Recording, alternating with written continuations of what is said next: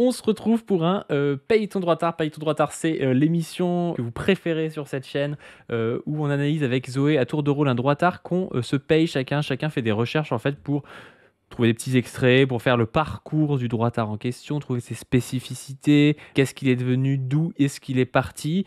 On en a fait 8 jusqu'à présent. On n'a pas réussi à avoir des Paye ton droitard paritaires parce qu'il n'y a quasiment pas de meufs dans leur lore. Donc du coup, à part Thaïs, je crois, il y a quasiment que des mecs. Donc on va voir suspense si aujourd'hui le Paye ton droitard est sur une femme ou s'il est sur un homme. Zoé, comment est-ce que tu vas et qui nous as-tu concocté en Paye ton droitard aujourd'hui? Salut mon Padu, ça va très bien. Je suis ravie de retourner sur les Payetons droitards qui sont vraiment un moment de divertissement intense pour nous, mais aussi l'occasion d'étudier nos ennemis, de les comprendre pour pouvoir mieux les combattre. Et aujourd'hui, les amis, nous allons nous attaquer à l'intellectuel de la droite Internet, le type qui se prend pour un essayiste, un penseur, un philosophe, qui s'habille comme un bourgeois du début du XXe siècle. J'ai nommé Julien Rochdy. Julien Rochdy est de retour actuellement sur Internet après avoir Let's fait une go. petite pause car il est devenu papa. Et nous allons faire, comme on fait d'habitude dans les Payetons droitards, son parcours. On va étudier des petits bouts de sa pensée. Julien Rochdy, c'est intéressant parce qu'il parle beaucoup. C'est un peu comme l'Observateur, tu sais, c'est le type de droitard qui vraiment a envie de créer de la pensée. Donc il y a plein de choses à faire. Ça n'a pas été facile de choisir des extraits. Et donc, je les ai un peu calibrés pour toi, mon Padu, hein, pour te mettre des choses sur lesquelles je sais que tu vas avoir des choses intéressantes à nous dire. Je me permets de vous rappeler que Padu a fait une série sur sa chaîne principale où il parle de Julien Rochdy, où il développe beaucoup certains points que nous vous inviterons à aller regarder si ça vous intéresse. Ouais, Et vous puis, allez bah, sur la écoute, chaîne PADU, PADU, soit dans les playlists, vous avez la playlist Déconstruction de Julien Rochdy. Et puis sinon, vous allez directement, je sais pas, vous tapez, si vous voulez être sur le marxisme par exemple, il y a Rochdy raconte un maximum de conneries, qui est celle qui a le plus buzzé. Mais la meilleure reste quand même Je termine Julien Rochdy, nature humaine, génétique et psychologie oui. évolutionnaire. Je pense que c'est la meilleure, elle est vraiment pas mal. Enfin bref, allez voir tout ça si vous ne connaissez pas cette playlist parce que j'avais bien travaillé le sujet à l'époque. Et puis allez voir aussi la playlist des Payetons droitards après avoir vu cet épisode. Bon, on commence par quoi du coup là, Zoé? Alors, on commence par Julien Rochdy Origins, Juju Origins. Alors, Julien Rochdy, certains d'entre vous le savent sûrement. En fait, il a débuté sa carrière politique assez tôt et il a été chef du Front National de la Jeunesse à l'époque, avant que le parti FNJ. se renomme Rassemblement National. Il a eu un parcours assez fulgurant dans ce parti, parcours qu'il raconte dans une vidéo, je le dis, qui est une vidéo qui est intéressante si vous avez envie de vous intéresser au lore d'extrême droite, comprendre un petit peu ce qui s'est joué et tout ça. C'est assez intéressant à écouter. Bon, alors, Juju, Juju s'auto-congratule énormément hein, dans cette vidéo, vous allez voir, mais c'est un petit peu son habitude à Juju, il a une haute estime de lui-même.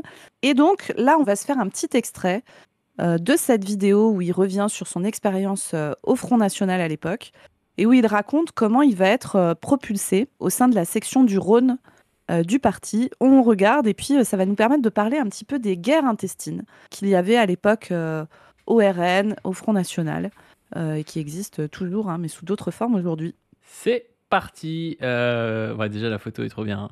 Déjà la photo est beaucoup trop bien. On commence à écouter. C'est-à-dire à Lyon, la Fédé-du-Rhône était un bastion golnichien.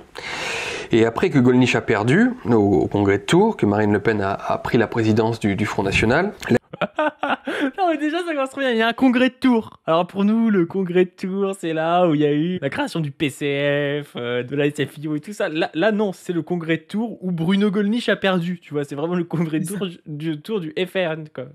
C'est le Dark Congrès de Tours, tu sais, c'est l'autre version. Alors, petit contexte quand même rapide, les amis. Là, on parle de la succession post-Jean-Marie Le Pen du FN. Donc, à l'époque, Jean-Marie Le Pen annonce en 2007 que c'est sa dernière campagne présidentielle. Et donc, se déclare ensuite une guerre entre, d'un côté, les Gollnischiens, donc ceux qui étaient dans le camp de Bruno Gollnisch, et de l'autre, les marinistes qui soutenaient Marine Le Pen. Et comme vous le savez, c'est Marine Le Pen qui a gagné cette bataille. Et donc Juju va nous expliquer comment lui, jeune droitard tout frais, juste sorti de l'adolescence, va se retrouver propulsé à des places assez importantes dans le parti, dans ce contexte de guerre intestine. L'animosité entre les troupes golnichiennes et les troupes marinistes a continué sur le fond de les troupes golnichiennes reprochant aux marinistes d'être des arrivistes, des modernistes, des homosexuels qui sont nombreux autour de Marine, des juifs, des francs-maçons, des républicains, etc. Bref. Ça, c'est les droitards, tu sais, genre, il n'y a pas de critique de fond, c'est ouais, c'est des PD, des juifs. C'est ça. Bienvenue. Bienvenue à l'extrême droite, les amis. Toute la rhétorique d'extrême droite. Et les troupes marinistes, les troupes de marine, reprochaient aux golnichiens d'être des sectaires obsolètes, des losers, des gens qui n'ont rien compris, etc. Bref, l'ambiance n'était pas très bonne au sein des fédérations. Ça ressemble plus... Voilà, c'est des gauchistes quand même. Les Le Penistes sont des gauchistes. Le Péniste, gauchiste de droite, parce que c'est un peu un truc de gauchiste de dire, voilà, bon, vous êtes des losers, nous, on va y arriver. Ouais, et puis après, tu sais, c'est en fait à l'extrême droite, tu sais, on parle souvent des guerres intestines à la gauche, le fait qu'il y ait plein de scissions chez les trotskistes et tout ça, machin, ce qui est vrai, hein. Mais en fait, dans les mouvements d'extrême droite, il y a des rapports extrêmement brutaux entre différents courants au sein des mouvements, entre les différents mouvements, etc. Enfin, souvent, ils se tapent plus entre eux qu'avec des antifas, hein. Et dans le Rhône, donc, Ivan Benedetti, patron de l'œuvre française, qui est un groupuscule pétainiste fondé par Pierre Sidos, est à la tête de jeunes, de type, certains de type skinhead, de militants très radicaux, militants d'extrême droite à l'ancienne. Et Ivan Benedetti, donc, à Lyon, a été le directeur de campagne de Gollnisch pour la présidence du FN, et il est bien décidé à faire en sorte qu'il n'y ait aucun mariniste dans la Fédé du Rhône, en dépit de la victoire de Marine au Congrès. Bon, c'est quelque chose d'assez commun en politique, hein, que de vouloir garder des bastions géographiques malgré une défaite. Ça se fait dans tous les partis, sauf qu'en l'occurrence, eh bien, ça se faisait en Rangers. L'un de mes amis, qui était pas l'un des plus proches... Il sous-entend quoi, ça se faisait en Rangers? Bah, tu vois pas de quoi il parle. Si, c'est pas clair, ouais, c'est pas clair. Bah, c'est pas clair trop. Est-ce qu'il y avait des petites histoires de ratonnade? Est-ce qu'il y avait des petites histoires de mecs qui allaient se mettre des énormes coups de pression entre mecs d'extrême droite? Alors, je vous rappelle, on a vu, hein, même récemment, hein, dans des milieux d'extrême droite, des gars qui se font agresser entre militants d'extrême droite, hein, je suis en train de vous dire ça, qui se font agresser à la maison par des mecs qui les filment, qui les humilient, qui les foutent à poil et tout. On parle de ça, hein. Je pense à certaines charmantes personnes, comme Loïc Le Priol, par exemple, qui est un copain, hein, de Juju, qui a été condamné pour l'assassinat du rugbyman argentin à Rambourou, comme tu l'as dit, pour une histoire d'engueulade dans une sortie de boîte. Voilà, on parle de ces gars-là, hein, quand même. Des mecs qui ensuite vont te parler d'ensauvagement de la France, hein, bien sûr. Bien sûr, bien sûr. Proche, mais bon, un mec que j'aimais bien et qui traînait avec nous, et qui était donc déjà au FN, et qui était très proche de David Racheline, et ainsi nommé secrétaire du Front National de la Jeunesse du Rhône par la direction du parti, qui elle est bien au chaud à Paris, mais qui a besoin de nommer des marinistes pour tenter de récupérer les bastions gollnichiens, et notamment celui du Rhône, qui est le plus important. Et là, ça se passe très mal pour lui. À la première réunion de la Fédé, Ivan Benedetti le menace physiquement, et je crois qu'il l'attrape par les couilles, c'est ce qu'il nous dira.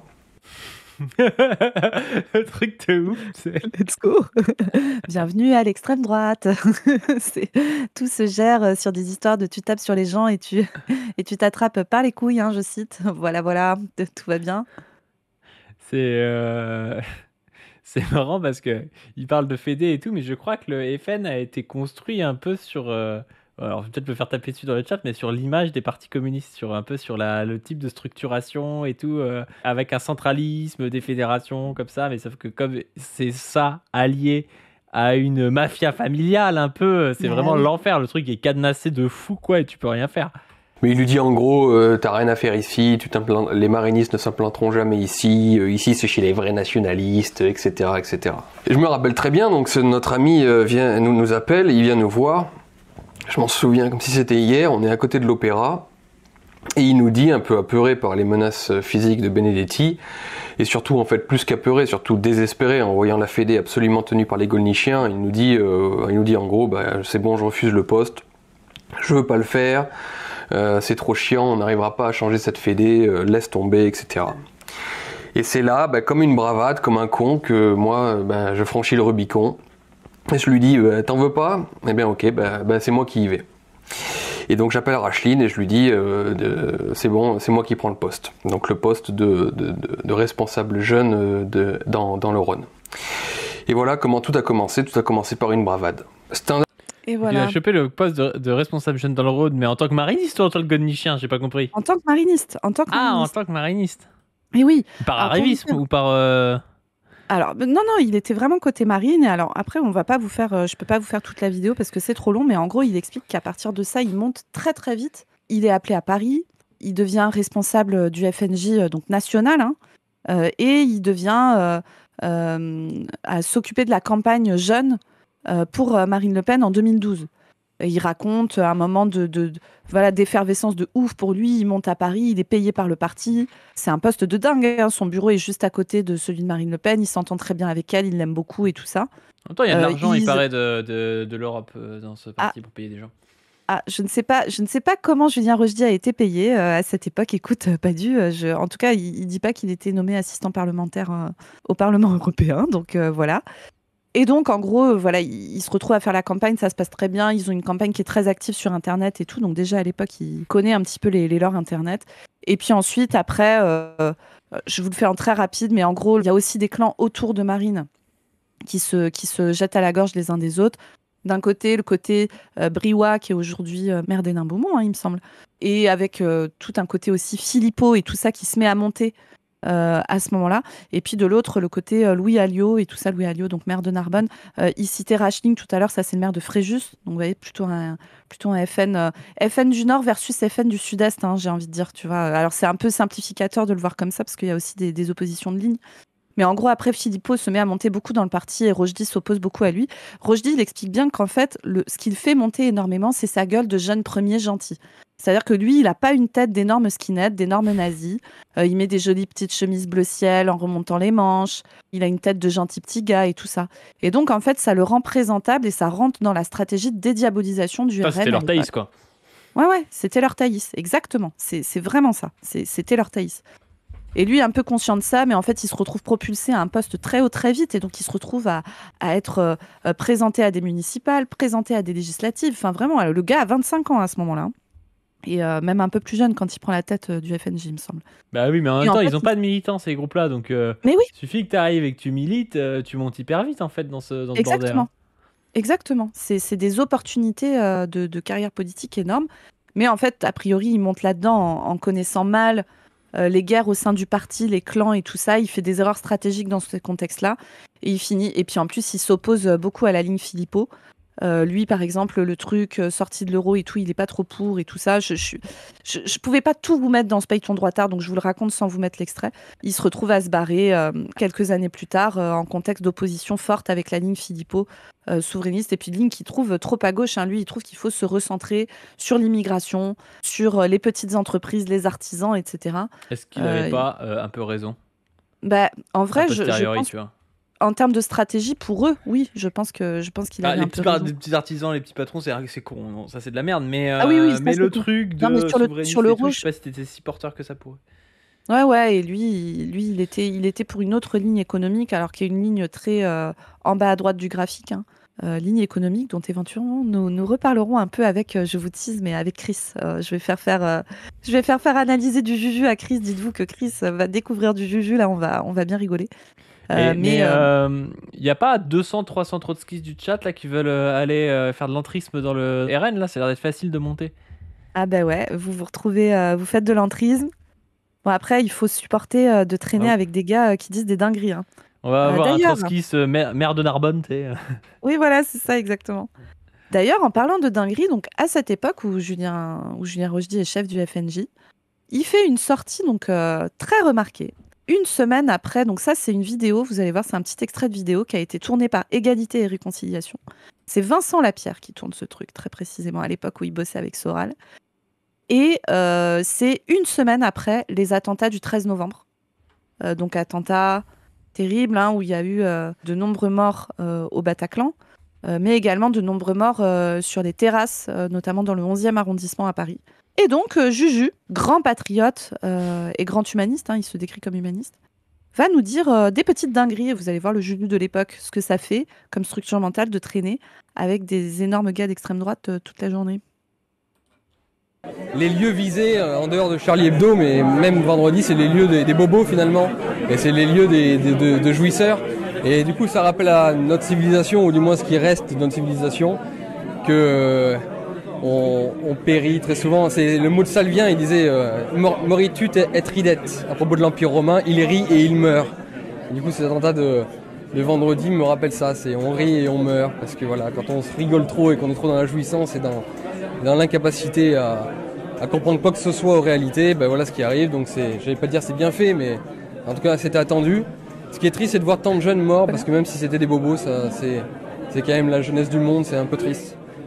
La folie du truc. La Hein. dinguerie, Nous, on a hein. des camarades qui ont pris apologie du terrorisme pour avoir dit que la résistance palestinienne avait raison. Lui, il te dit ouais, bon, j'ai pas envie bien de dire fait. que c'est bien fait, mais bon, voilà Ouais, quand quoi. Peut-être un Ah, peu bien voilà. fait quand même et tout. Putain, avec sa gueule de première classe, la rasée et tout, ça me fume. Hein. Ah ouais. Donc voilà, et là tu vois, le mec se sent un peu edgy, tu vois, je pense, quand il fait ça. Il se sent vraiment très très très subversif. Hein, voilà, Julien Rochdy dans toute sa splendeur. Donc vous voyez, grand respect hein, pour nos frères en humanité, nos compatriotes et tout ça. Grand respect. Et c'est ces mecs-là qui sont censés lutter contre la barbarie et je sais pas quoi. Hein. Très bien. En plus, tu sais, ce truc sur les jouisseurs et tout, enfin vraiment, j'ai envie de dire, mais c'est quoi ta vie, Julien Rochdy, en fait? Parce que moi, je l'ai écouté, ta vidéo où tu parles de ton parcours au RN et tout.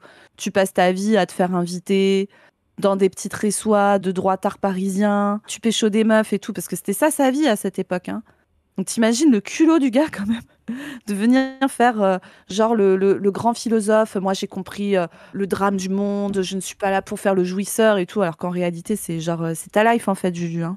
Mais c'est vraiment ça, c'est des types qui à un moment donné reprenaient presque une critique un peu michéiste ou un peu clouscardienne de dire voilà, la gauche c'est aussi une gauche libérale, machin, libertaire, et c'est des jouisseurs, et c'est le capitalisme et tout. Et en fait aujourd'hui c'est les pires jouisseurs, les plus capitalistes, des gars qui n'ont jamais vraiment travaillé. Hein. Je veux dire, sa vie, ça a été d'échapper au travail quand même. Julien Rochdy, c'est un gars qui te parle de réel, mais sa vie, ça a été de se placer dans un parti, puis après de vendre des conneries sur Internet et de faire comme si c'était un intellectuel alors que ce n'en est pas un. Quoi. C'est vraiment ça.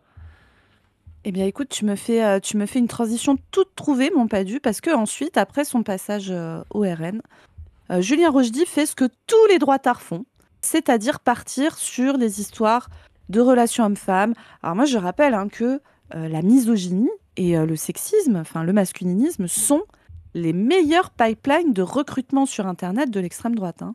Soral, c'est un mec, alors les gens parlent beaucoup de son côté antisémite et tout, qui était central hein, dans la pensée de Soral à l'époque où il avait beaucoup d'audience et tout. Mais Soral, il recrute des mecs sur de la misogynie. C'est ça qui fait que Soral est connu. Et même d'autres gars qui tiennent des discours très à droite et tout ça, mais d'un autre côté, genre Bassem, par exemple. Bassem, la misogynie est un truc central dans son discours et qui permet de faire corps, qui permet d'attirer les jeunes hommes, de les fédérer et de les faire adhérer à une pensée qui est une pensée réactionnaire, voire une pensée d'extrême droite. Et c'est aussi ce qu'on a vu avec Thaïs, c'est ce qu'on a vu avec plein de gars, vraiment tout ce milieu d'extrême droite qui s'est mis à parler de relations hommes-femmes, ça se voit aussi à l'international, hein, dans d'autres pays. Et donc, ensuite, Juju, donc, il a créé une école de formation qui s'appelait l'école Major. C'était une école pour apprendre à baiser, hein, globalement, de ce que j'ai compris. Enfin, apprendre à être un vrai homme viril et tout. Alors, il y avait de la psychologie évolutionniste d'ailleurs. Ouais, et j'en parle dans la vidéo. Ouais, beaucoup d'évopsies, si vous voulez aller voir Padu. Alors moi, je n'ai pas eu la chance de pouvoir voir les magnifiques formations que Julien Rochdy donnait aux jeunes hommes de cette époque. Alors vraiment, je suis trop curieuse. Si vous avez ça, mais vraiment, pitié, envoyez-les-moi. Hein. Je n'aurai pas le temps tout de suite. Formation. Mais par contre, je sais pas si tu as regardé sur Wayback Archive et tout. Il y a des trucs. Vieilles, il y a les vieilles, oui, il y a les présentations des formations, le sommaire et tout ça, quoi. Tu l'as eu, ça? Ça, j'ai vu. Mais je serais curieuse de voir le contenu, tu vois. Et ensuite, il a écrit... Alors, Julien Rochdy écrit des bouquins. Hein. Il aime bien écrire des bouquins. Comme ça, il vient avec sa chemise et tout. Il a écrit des bouquins. Il se dit essayiste. Comme ça lui permet de se sentir un peu intello. Il a écrit notamment un bouquin qui s'appelle L'amour et la guerre, où le mec considère qu'il a plié le game du féminisme avec ce bouquin. Hein. Alors, malheureusement, je ne l'ai pas lu, car je n'achète pas les bouquins de droitard. Si quelqu'un a un PDF qui traîne, pareil, hein, peut-être qu'un jour... Parce que j'ai lu tout type de bouquins de mascu de droitard, j'ai lu des trucs de Zemmour et tout, machin. À chaque fois, c'était nul. Hein. Mais bon, moi, je ne doute pas de l'immense qualité intellectuelle de Juju. Et s'il pense avoir plié le game, c'est à peu près certain. Et donc là, on le voit se faire interviewer par un mec de TV Liberté, dont j'ai perdu le nom, pour tout vous dire, qui est en pamoison devant Julien Rochdy. Alors vraiment, s'il pouvait se marier avec, je pense qu'il le ferait. Hein. Vous allez voir, vraiment, le mec dit « Waouh !» Donc c'est le FN mariniste, quoi. Bah, écoute, je sais pas. À ce moment-là, il est plus au FN. Hein. À ce moment-là, il est plus au FN depuis un petit moment déjà. Et d'ailleurs, en 2022, Rochdy se prononce pour Zemmour, dans l'opposition Zemmour versus Marine Le Pen. Et donc là, c'est une interview sur son bouquin L'amour et la guerre. Et on va se regarder un petit peu le début, où vous allez voir un peu l'immense complexité de la pensée de Julie. Attention, c'est parti. On va croire que j'exagère, mais non, vraiment un excellent ouvrage, avec d'abord un souci de la pédagogie, ce que j'ai trouvé dans ce Ah, mais bouquin. c'est Nicolas Faure. Ah ben oui, voilà, c'est lui. Ah, mais je le reconnaissais pas avec sa buzzcut là. Mais moi non côté, là. plus. Qui était très bien t'es mis. sûr Alors, que il c'est y lui a Ah bah oui. l'évidente scène de Chloé, jeune féministe, qui est renvoyée à la préhistoire, donc c'est évidemment caricatural pour qu'on comprenne qu'en fait, Ah bon la façon moderne qu'ont les féministes de dire qu'on est tous égaux, etc., et que le patriarcat est une horrible construction sociale, en réalité, c'est aussi le fruit d'un environnement, d'une époque et d'une longue sédimentation à travers des millénaires. C'est une remise en fait. C'est vrai que la gauche ne sait pas que la société actuelle est le fruit d'une histoire. Ah, vraiment, c'est vraiment pas notre pensée, ça.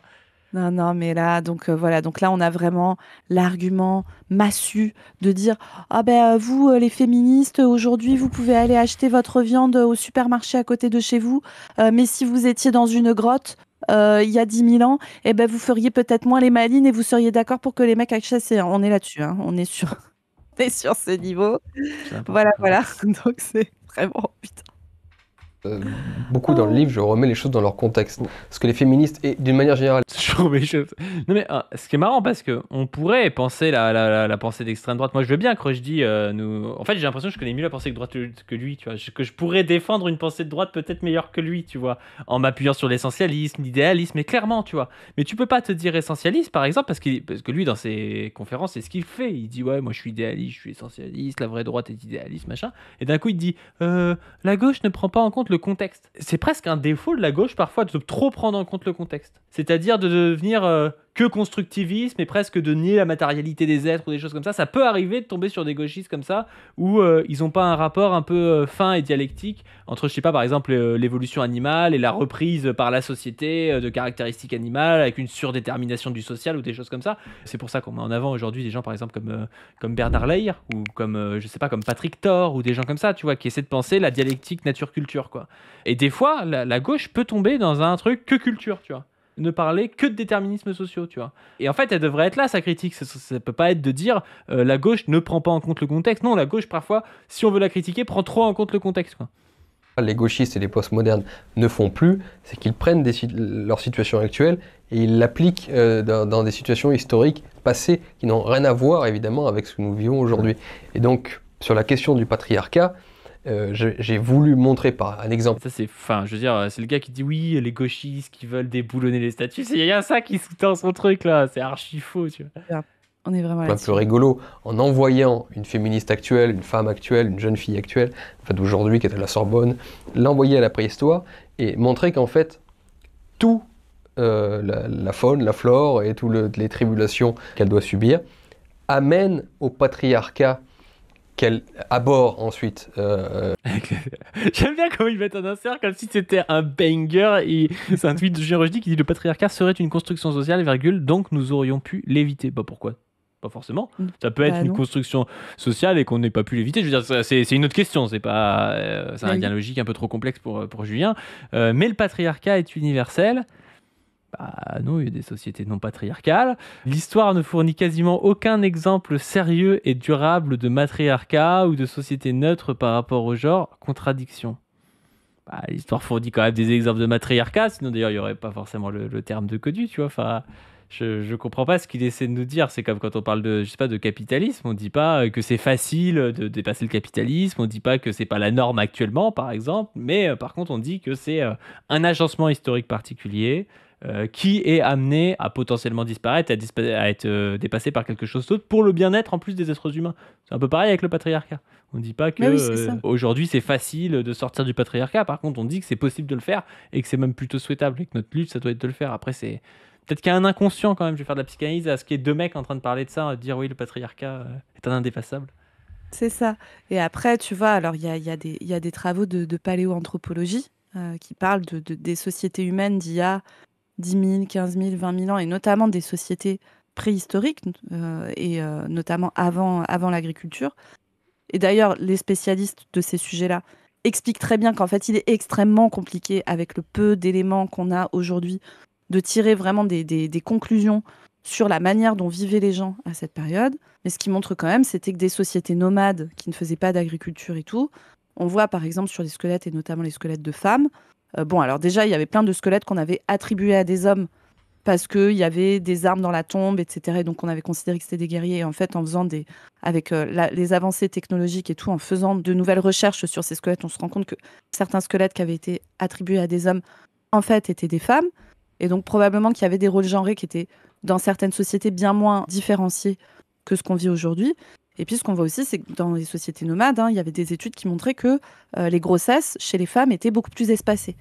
Dans certaines sociétés qui ont été étudiées, des grossesses qui étaient espacées en moyenne de 5-6 ans. Et dans des sociétés agricoles, avec la mise en place de l'agriculture, des sociétés sédentaires et tout ça, on voyait des grossesses qui étaient beaucoup plus rapprochées. Grossesses tous les 18 mois, par exemple. Et vous vous imaginez bien que effectivement, en termes de... Parce que voilà, Rochdy, tu l'as très bien dit, Rochdy croit qu'on n'est pas capable, particulièrement nous marxistes, de prendre en compte les faits biologiques concrets pour pouvoir expliquer en partie les comportements des gens, tu vois, ce qui est parfaitement faux. Et l'effet concret du fait d'avoir une grossesse tous les 18 mois de tes 16 à tes 40 ans, évidemment, fait qu'il est beaucoup plus compliqué d'avoir une forme d'autonomie, de pouvoir faire certains travaux, etc. Enfin, c'est évident, quoi. Et que, par contre, avoir des grossesses beaucoup plus espacées permet des répartitions qui sont beaucoup plus égalitaires au sein d'une société. Et tout. Je vous donne cet exemple-là précis, mais en fait, des exemples comme ça, il y en a plein. Et ce truc d'arriver de manière très docte en disant voilà, de tout temps, partout, etc., ça s'est toujours passé comme ça, c'est un peu plus compliqué que ça. Et au-delà de ça, cela ne veut pas dire qu'on est obligé d'organiser des sociétés avec des systèmes de domination comme le sont les patriarcats. On peut tout à fait penser des sociétés où on s'organise différemment. Et ça nécessite de prendre en compte les conditions matérielles dans lesquelles les gens vivent pour pouvoir avancer sur ces questions. Dans le futur. Mais plus que ça, non seulement l'amène, mais c'est elle qui l'amène. Oui, voilà. Je montre que c'est l'intérêt des femmes que de développer et de motiver un patriarcat qui les protège dans des situations dont on n'a pas idée aujourd'hui. Ce qui est bien avec cet exemple de Chloé qui est ramené à la prise. Pourquoi il donne pas son exemple et il dit j'aime pas ça, mais chez Nio faisait beaucoup ça. J'ai montré que, et puis tu sais, je te dis pas trop pourquoi, il te dit pas en quoi il l'a montré, tu vois. Mais c'est parce qu'on n'a pas lu le bouquin qu'a plié le game, pas dû. Il a dit qu'il avait cité des études. Alors moi, à chaque fois, les études des droitards, c'est mon plaisir. En général, c'est du cherry picking de haut niveau, de très très haut niveau. Donc voilà, on ira voir si Juju nous envoie son bouquin. Préhistoire, c'est qu'on comprend que le patriarcat, qui est une réalité, enfin qui a été peut-être une réalité en tout cas, qui l'est sans doute moins aujourd'hui. C'est le mec qui bégaye, à la fois ils disent oui, là, le patriarcat c'est un indépassable, c'est universel parce que c'est ce qui est le mieux pour les femmes, mais en fait ils se rendent compte qu'en fait d'habitude ils nient le patriarcat, donc là ils disent oui mais bon, la théorie du complot du patriarcat n'existe pas. Non, mais finalement, maintenant, leur hot take, c'est plus que le patriarcat n'existe pas, c'est qu'en fait, le patriarcat, c'est super et tout part à volo parce que le patriarcat est en train de se faire abattre. C'est vrai. C'était une construction sociale, et les constructions sociales, entre parenthèses, il y en a plein, et qui sont pas forcément négatives. Typiquement, l'égalité, la démocratie, ce sont des constructions sociales qui vont pas être rejetées par les gauchistes. Ça me paraît clair. Mais oui, on rejette pas en soi les choses parce que c'est des constructions sociales. C'est complètement con, il y a des constructions sociales bonnes et des mauvaises, et même des fois il y en a qu'on considère mauvaises qui sont bonnes par rapport aux conditions qu'il y avait antérieurement, tu vois. Le salariat par exemple. Le salariat est une construction sociale que nous en tant que marxistes et communistes on critique, mais le salariat par rapport à l'esclavagisme est déjà progressiste et supérieur, donc la construction sociale elle n'est pas bonne ou mauvaise en soi en fait, par rapport à son milieu, voilà.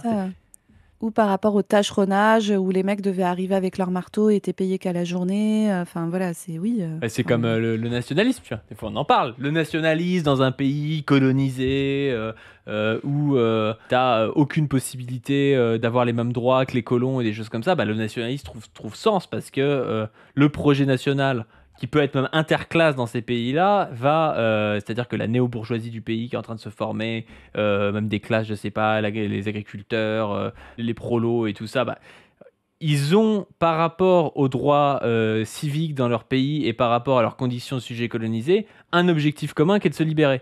Et donc le projet national, il prend sens et il peut être considéré progressiste dans ces moments-là. Ça veut pas dire qu'il doit pas être dépassé après, ça veut pas dire qu'il n'est pas qu'un moment, mais voilà, il peut être considéré comme étant progressiste. Par contre, dans un pays impérialiste comme la France, comme les États-Unis, le projet national est souvent un projet suprémaciste. Et en plus, c'est un projet qui fait une alliance pour le coup entre bourgeoisie et prolétariat dans des pays qui n'ont aucun intérêt à le faire parce que ce sera toujours à l'avantage de la bourgeoisie de faire ça, quoi. Enfin, vraiment, ça dépend des contextes historiques, encore une fois. C'est ça. Et sur le patriarcat, je rappelle ma hot take qu'on a avec Chris, qui est le fait que moi, je pense effectivement que pour parler de la situation de domination masculine qu'on vit, par exemple, nous, les femmes françaises actuellement, le mot de patriarcat est moins efficace qu'il ne l'a été avant. Le patriarcat qu'on a connu dans les siècles précédents, avec un statut dominant du chef de famille, où c'était inscrit dans le code civil qu'il avait autorité sur sa femme et ses enfants, que c'était lui qui décidait si sa femme pouvait travailler, ouvrir un compte en banque, etc. Ce patriarcat-là a été démantelé progressivement, particulièrement sur la deuxième moitié du XXe siècle, en lien avec des avancées sociales, des luttes politiques, notamment féministes, etc. Tout ça, c'est vrai. Ouais, mais attends, c'est aussi parce qu'il y a des mecs comme Julien Rochdy qui sont des jouisseurs et qui n'ont pas été capables, tu vois, d'avoir une vraie famille à l'ancienne dès leurs 18 ans. Ça, ils n'ont pas été capables de le faire parce qu'ils ont préféré jouir et faire partie de la bourgeoisie libérale libertaire, tu vois. Exactement. Je vois ta tech, mon Padu. En fait, elle est assez réelle parce que tu vas voir là, on va voir juste après, Juju est devenu papa et donc là, ça y est, il croit qu'il va pouvoir donner des leçons de famille traditionnelle à tout le monde alors que le mec, fait son premier gosse à 37 ans, je pense que... C'est comme un footix, c'est le gars, genre il commence à s'intéresser à un truc et ça y est, le mec, il te donne... oh là là, ça c'est un truc très masculin, ça. Ça fait 20 ans que tu t'intéresses à un truc et le gars, d'un coup, il s'y intéresse depuis 2 semaines et il t'explique la live, tu vois. Ouais, c'est ça. Et donc là, le mec, vraiment, j'ai envie de dire, écoute, Juju, je pense que les lourds patriotes du début du XXe siècle te jugeraient sévèrement sur la manière dont tu mènes ta vie. Mais bon, bref, maintenant, tu viens nous expliquer que tu as une vie traditionnelle et tout ce qu'on veut et je sais pas quoi. Mais du coup, effectivement, ce patriarcat, le mot patriarcat est peut-être moins efficace. Moi, j'avais proposé le terme de capitalisme masculiniste parce qu'en fait, obtenir ces avancées-là qui sont des avancées majeures, et une des plus grosses avancées, je le rappelle, mais c'est la possibilité de contrôler les naissances pour les femmes, la possibilité d'avoir accès à une contraception, la possibilité d'interrompre des grossesses qui ne sont pas désirées. Ça a été vraiment, en termes concrets matériels, une avancée de ouf dans nos vies. Une fois qu'on a dit ça, aujourd'hui, pour un certain nombre de libertés qu'on a gagnées, en fait, on continue à subir la domination masculine de manière extrêmement violente, que ce soit dans nos vies intimes, par notamment les V, les agressions S, les incestes, etc., qui continuent à être massifs, vraiment massifs. Alors, c'est peut-être plus forcément du V conjugal que tu subis avec ton mari pendant 60 ans, mais ça peut être des V que tu subis dans d'autres cadres professionnels, amicaux, etc., ou même avec des conjoints qui font des enfants, se barrent, n'ont plus d'obligation de rester au sein de la famille. Les mères de famille monoparentales se retrouvent très dominées et très en difficulté. On sait que ça fait partie des personnes les plus précarisées en France, les familles monoparentales qui, en grande majorité, sont tenues par des femmes. Si ce que Julien Rochdy veut dire par le patriarcat, une forme protectrice, mais par rapport à un capitalisme masculiniste où tu gardes une certaine forme de liberté, mais en fait, il n'y a eu aucune organisation sociale collective pour s'assurer qu'on puisse travailler dans des conditions de travail correctes, élever des enfants de manière correcte, avoir accès au logement, à la santé, à la bouffe, etc., etc. Mais effectivement, en fait, ce n'est pas souhaitable. Et c'est pour ça que, en fait, une réelle avancée féministe ne peut se penser, selon nous, ici, que dans un contexte de lutte radicale contre le capitalisme, qui est de fait un ennemi pour les femmes et les rôles qui leur sont assignés actuellement dans la société. Sachant que ces rôles-là, il y a aussi des manières de s'organiser socialement en proposant des congés parentaux de manière égale, etc., qui permettraient de réduire l'inégalité de répartition du travail domestique et notamment du travail en lien avec les enfants, qui incombe énormément aux femmes et qui entraîne le fait qu'elles travaillent moins, qu'elles sont moins payées, etc., etc. Mais ce patriarcat, en fait, était une réaction normale et même inéluctable à une évolution pendant des millénaires, Une nécessité fait loi. Ouais, mais à l'époque, on était obligé d'avoir la séparation des tâches, etc. Que ce soit la préhistoire et dans l'histoire, pas seulement la préhistoire, dans l'histoire. L'avantage de la préhistoire, c'est qu'elle est entrée dans nos gènes. Et ça, c'est toute la psychologie évolutionniste, la biologie évolutionniste dont on peut parler après. Ouais. Mais même dans l'histoire... J'aime bien comment c'est toujours des trucs... on croirait vraiment les influenceurs start-up en mode ouais, ça c'est une question de dopamine, ça. C'est la dopamine. C'est rentré dans nos gènes. Toi, en réalité, on constate que très souvent, ce qui dirige les rapports hommes-femmes, c'est la nécessité. Nécessité basée sur une chose extrêmement simple qui est sortie de nos esprits aujourd'hui, qui est le désir de se reproduire. Ouais, aujourd'hui, dans les individus de sociétés urbaines, n'ont plus en tout cas en priorité, le désir de se reproduire. C'est T'as le désir vu de la le- t'as vu Qu'est-ce l'image que sur c'est la que c'est- vasectomie? T'as vu l'image sur la vasectomie juste avant? Ma compagne a trouvé formidable que je le fasse. Pourquoi de plus en plus de hommes se font vasectomiser? Non, mais c'est n'importe quoi, tu vois. Le gars te dit, c'est la biologie, et la biologie est basée sur le désir de se reproduire, tu vois. Complètement con, hein. En fait, ça n'explique même pas ses propres théories à lui. C'est-à-dire pourquoi il y a des gens, par exemple, qui vont être prêts à aller faire des guerres, parfois par honneur de la patrie ou des choses comme ça, du coup, qui vont perdre leur vie, qui vont pas pouvoir se reproduire et tout. Enfin, tu comprends même pas, tu vois. On voit bien qu'il y a quelque chose de culturel, tu vois, même dans le nationalisme, même dans la droite, tu vois. Enfin, et lui, il est incapable d'expliquer ça et de comprendre que chez l'homme, c'est le social qui surdétermine le biologique. Ça veut pas dire qu'il n'y a pas de biologique, mais ça veut dire qu'en dernier lieu, c'est, par exemple, je sais pas, si tu nais avec des gènes qui vont faire que tu vas avoir une mucoviscidose, tu vois, bah aujourd'hui, le social peut le soigner. Tu vois, le social peut faire en sorte que tu meurs pas à 18 ans comme tu étais censé mourir, mais aujourd'hui, tu vas Mais avoir des... ça, c'est un Alors, tu vas voir après, mais ça, c'est un problème aux yeux de Juju, hein. Ça enlève la sélection naturelle. Non, mais tu vas la Ouais, c'est vidéo n'importe d'après, quoi. vous êtes Bah non, du coup, ça veut bien dire que pour l'homme, le social surdétermine le biologique, tu vois. société Non, mais ça, urbaine Juju n'est non pas plus, prêt. Et là, en tu tout vois, cas en ces angoisses priorité, sur le désir le fait qu'ils aient mis la vasectomie là à côté, moi, ça me fait trop rire. Alors, je me permets un tout petit point vasectomie rapide. La vasectomie, c'est le fait de couper les canaux déférents. Donc, les canaux déférents, je vais faire un rappel rapide de l'anatomie des organes génitaux masculins. Dans les testicules sont fabriqués les spermatozoïdes qui maturent progressivement. Spermatozoïdes qui remontent par les canaux déférents, passent dans un certain nombre d'endroits au travers de la prostate, etc. Et au moment de l'éjaculation, les spermatozoïdes remontent. Le sperme est créé sur le moment, il n'est pas stocké dans les couilles. Je rappelle que le sperme n'est pas stocké dans les couilles. Attention, ouin, ouin, ouin. On a fait une Je capsule sur répète. ça, hein, sur les couilles On bleues. a fait une caps entière sur les couilles bleues. Allez voir. Les hommes connaissent enfin leur putain d'anatomie, pitié, quoi. Et donc, les spermatozoïdes matures remontent par le canal déférent, sont mélangés au liquide séminal, etc. Et c'est excrété sous forme de sperme au moment de l'éjaculation. C'est fabriqué sur le moment. Mais les spermatozoïdes, eux, maturent et sont stockés dans les testicules. Et donc, on coupe ces canaux déférents, ce qui fait que quand vous êtes vasectomisé, vous n'avez pas de modification de votre sexualité. D'accord. Les testicules continuent à sécréter les hormones qui sécrètent la testostérone notamment. Il y a toujours un éjaculat. Voilà. Par contre, il n'y a pas de spermatozoïdes vivants dans le sperme. Et donc, le but, c'est une contraception définitive, ce qu'on pourrait appeler une stérilisation aussi, qui n'est pas fiable à 100%. Je rappelle qu'aucune contraception n'est fiable à 100%. Ah, donc tu y restes quand même un compris- peu un homme. Mais en fait, ça ne change rien à ta vie sexuelle. Par contre, ça s'adresse à des hommes qui ne veulent pas ou plus d'enfants. Et donc, je précise, hein, la vasectomie, c'est vraiment une chirurgie qui est très banale. Les canaux déférents, ça se coupe voilà, sur les côtés du scrotum, hein. Le scrotum, c'est la poche dans laquelle il y a les testicules. Il y a même des pays dans lesquels on le fait voilà, en anesthésie locale lors d'une consultation, hein. C'est vraiment un geste très simple. Les hommes, donc c'est les urologues qui font ça. Si vous voulez vous-même le faire, vous pouvez prendre rendez-vous avec un urologue. Vous avez un délai de réflexion de 3 mois. Et ensuite, vous pouvez faire la chirurgie. Vous rentrez le matin, vous sortez le soir. En général, les suites opératoires sont relativement simples, même si, comme pour toute chirurgie, il peut parfois y avoir des complications plutôt rares, à type d'infection, etc. Et ensuite, on fait un spermogramme pour s'assurer que ça a bien fonctionné, qu'il n'y a plus de spermatozoïdes. Et même avec un spermogramme, la contraception n'est jamais fiable à 100%, quelle qu'elle soit, y compris les contraceptions définitives, les stérilisations. Moi, j'ai beaucoup d'hommes qui viennent me demander de les adresser chez l'urologue pour faire des vasectomies. L'immense majorité des hommes qui ont recours à des vasectomies sont des hommes qui ont déjà des enfants et qui n'en veulent pas d'autres. Et en fait, c'est une manière de partager la charge de la contraception parce que une femme, elle est fertile jusqu'à, en général, plutôt autour de 40-42 ans. Mais en fait, il y a besoin de garder une contraception jusqu'à 45-60 ans parce qu'une grossesse est toujours possible. Les contraceptions chez les femmes peuvent être parfois compliquées. Il y a des femmes qui supportent pas un certain nombre de contraceptions ou qui ont des contre-indications médicales.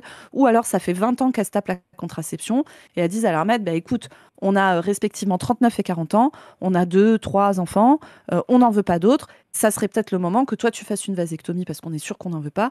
Et moi, ça me permet de me libérer de la charge contraceptive. Donc, c'est loin des fantasmes de Julien Rochdy qui croit qu'on est en train de stériliser la totalité des hommes de la planète et que c'est terrible et que tu n'es plus trop un homme quand tu es vasectomisé. Ce n'est pas vrai. Par contre, effectivement, moi, je le dis pour tous les hommes qui regardent, c'est une manière, si vous êtes sûr de ne plus vouloir d'enfants, et il faut vraiment se dire qu'on est sûr de ne plus vouloir d'enfants parce que on peut essayer de reperméabiliser les canaux, mais en fait, la réussite est que de l'ordre de 20-25%. Donc, il faut partir du principe que si vous vous faites vasectomiser, c'est définitif.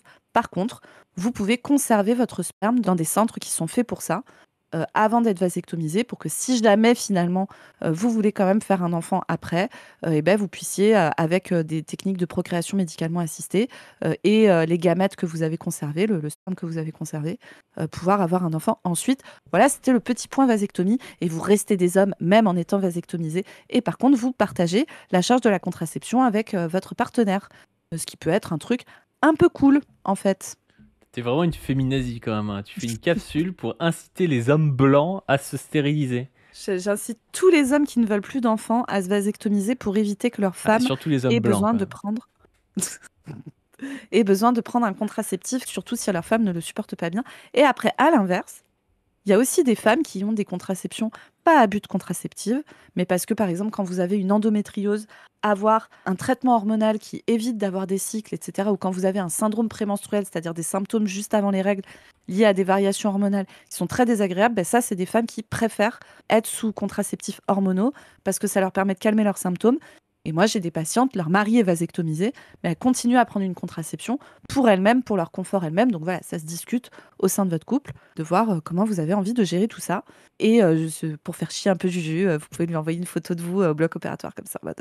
Juju, force à toi. Moi, je partage. J'envoie un steak à Sandrine Rousseau, c'est j'envoie ma vasectomie à Juju. Exactement, go faire ça. Le désir de se reproduire, c'est le désir de la carrière, le désir de s'amuser, le désir de machin, mais le désir de se reproduire, pour plein de raisons, était ce qui prévalait à l'époque, à la préhistoire d'abord. Qu'est-ce que c'est mais c'est tellement faux, mais... Complètement con. Tu crois vraiment que les gens, ils avaient la conscience de vouloir... Enfin bon. Il n'y a aucun monde où les gens, ils avaient... Je pense que même c'est aujourd'hui, avec la connaissance justement du corps des gens, où vraiment les gens, quand ils ont un enfant, il y a un vrai désir d'enfant et tout, mais... À l'époque, ils contrôlaient rien du tout. Ils avaient le désir de survivre, peut-être de faire leur culture, de faire des fêtes, des choses comme ça. Mais alors le désir de se reproduire et de faire ça, c'est vraiment faux, tu vois. Enfin...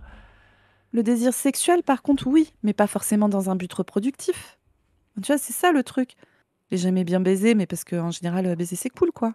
Mais tu vois, se dire qu'il y avait forcément une intention reproductive, etc. Et d'ailleurs, des époques où il n'y avait pas de contraception et tout, enfin, sérieusement, papoter avec les mamies qui ont 12 enfants, hein, vous allez voir, en général, elles vous disent les 4 premiers, je les voulais bien, les 8 d'après, ça m'a un peu cassé les couilles, quoi. Mais au-delà de ce désir de se reproduire, effectivement, qui façonnait les relations... Les féministes oublient ça. Ouais. Les féministes oublient que les femmes, il n'y a pas que les hommes qui veulent avoir des enfants, les femmes surtout à égalité... Parce que les féministes n'ont pas d'enfants, c'est connu. Hein. Eh oui, complètement con. Hein. Voulaient avoir des enfants, et donc adopter des stratégies sexuelles qui, du coup, entraient en complémentarité avec... Mais en fait, ce qui me fume, c'est que même d'un point de vue de biologie évolutionniste, c'est foireux.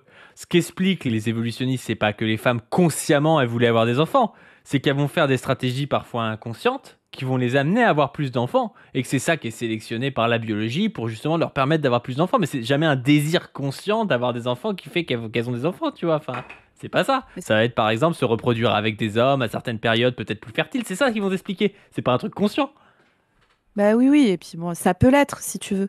Mais justement, comme tu l'as dit juste avant, nous sommes justement à la période avec les contraceptions, l'IVG, etc., à la période du désir d'enfant.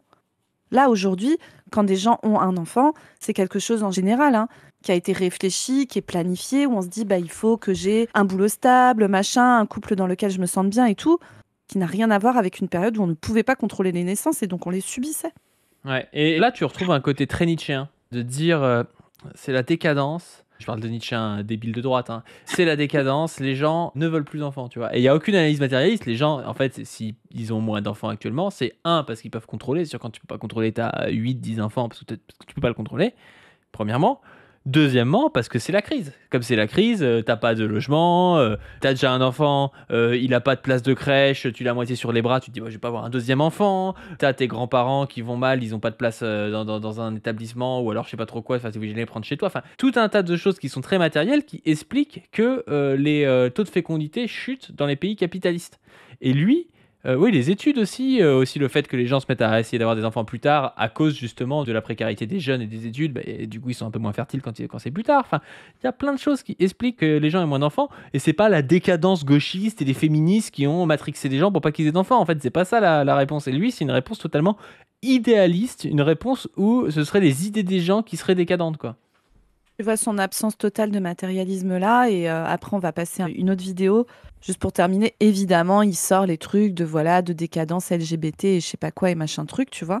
Donc il pense vraiment que, comme tu le dis, c'est des idéologies qui font que les gens n'ont plus envie de faire d'enfants. Je redis ce que j'ai déjà dit. Dans les pays du monde qui ont les natalités les plus basses, les taux de fécondité les plus bas. Le taux de fécondité le plus bas du monde, c'est la Corée du Sud. 0,77 enfants par femme, et ça continue à s'effondrer. Alors, moi, je ne suis pas pour qu'on force les gens à faire des gosses s'ils ne veulent pas faire de gosses, etc. Par contre, il faut bien comprendre qu'en termes d'organisation de société, si vous avez un pays qui fait 0,77 enfants par femme, c'est très, très, très, très chaud de s'organiser dans les 30 ans qui suivent. Enfin, vraiment, c'est chaud. Pour tout. Pour gérer les vieux, pour faire tourner le pays, fabriquer de la bouffe, fabriquer des... Enfin, voilà, c'est compliqué, quoi. Le Japon a un taux de natalité, pareil, extrêmement bas. Ce sont des pays extrêmement patriarcaux, avec des structures sociales extrêmement rigides, d'accord ? Il n'y a pas le wokisme, machin et tout au Japon, hein. La condition des femmes japonaises est une condition qui est largement dominée. Quand elles font des enfants, il faut qu'elles s'arrêtent extrêmement longtemps, sinon on trouve que c'est pas bien. Il y a une inégalité de répartition de tâches entre les hommes et les femmes qui est dingo. La majorité des hommes japonais ne prennent même pas 3 jours de congé paternité à la naissance d'un enfant, hein. Et pour autant, la natalité s'est effondrée. En Hongrie, qui est le paradis réactionnaire de nos copains d'extrême droite, le taux de natalité est bien inférieur à celui de la France. Pareil en Pologne. Alors que la Pologne et la Hongrie tentent des politiques natalistes. La Pologne a même limité l'accès à la contraception, etc., parce que ce sont des gouvernements extrêmement conservateurs. Pour autant, ils ont des taux de fécondité extrêmement bas, beaucoup plus bas qu'en France. Et en France, la fécondité a commencé à baisser plus tard que dans les autres pays capitalistes, probablement en partie grâce à l'État social, la sécurité sociale, etc., où il y avait une relative préservation des conditions de vie des gens qui rend le fait d'avoir des enfants plus simple, en fait.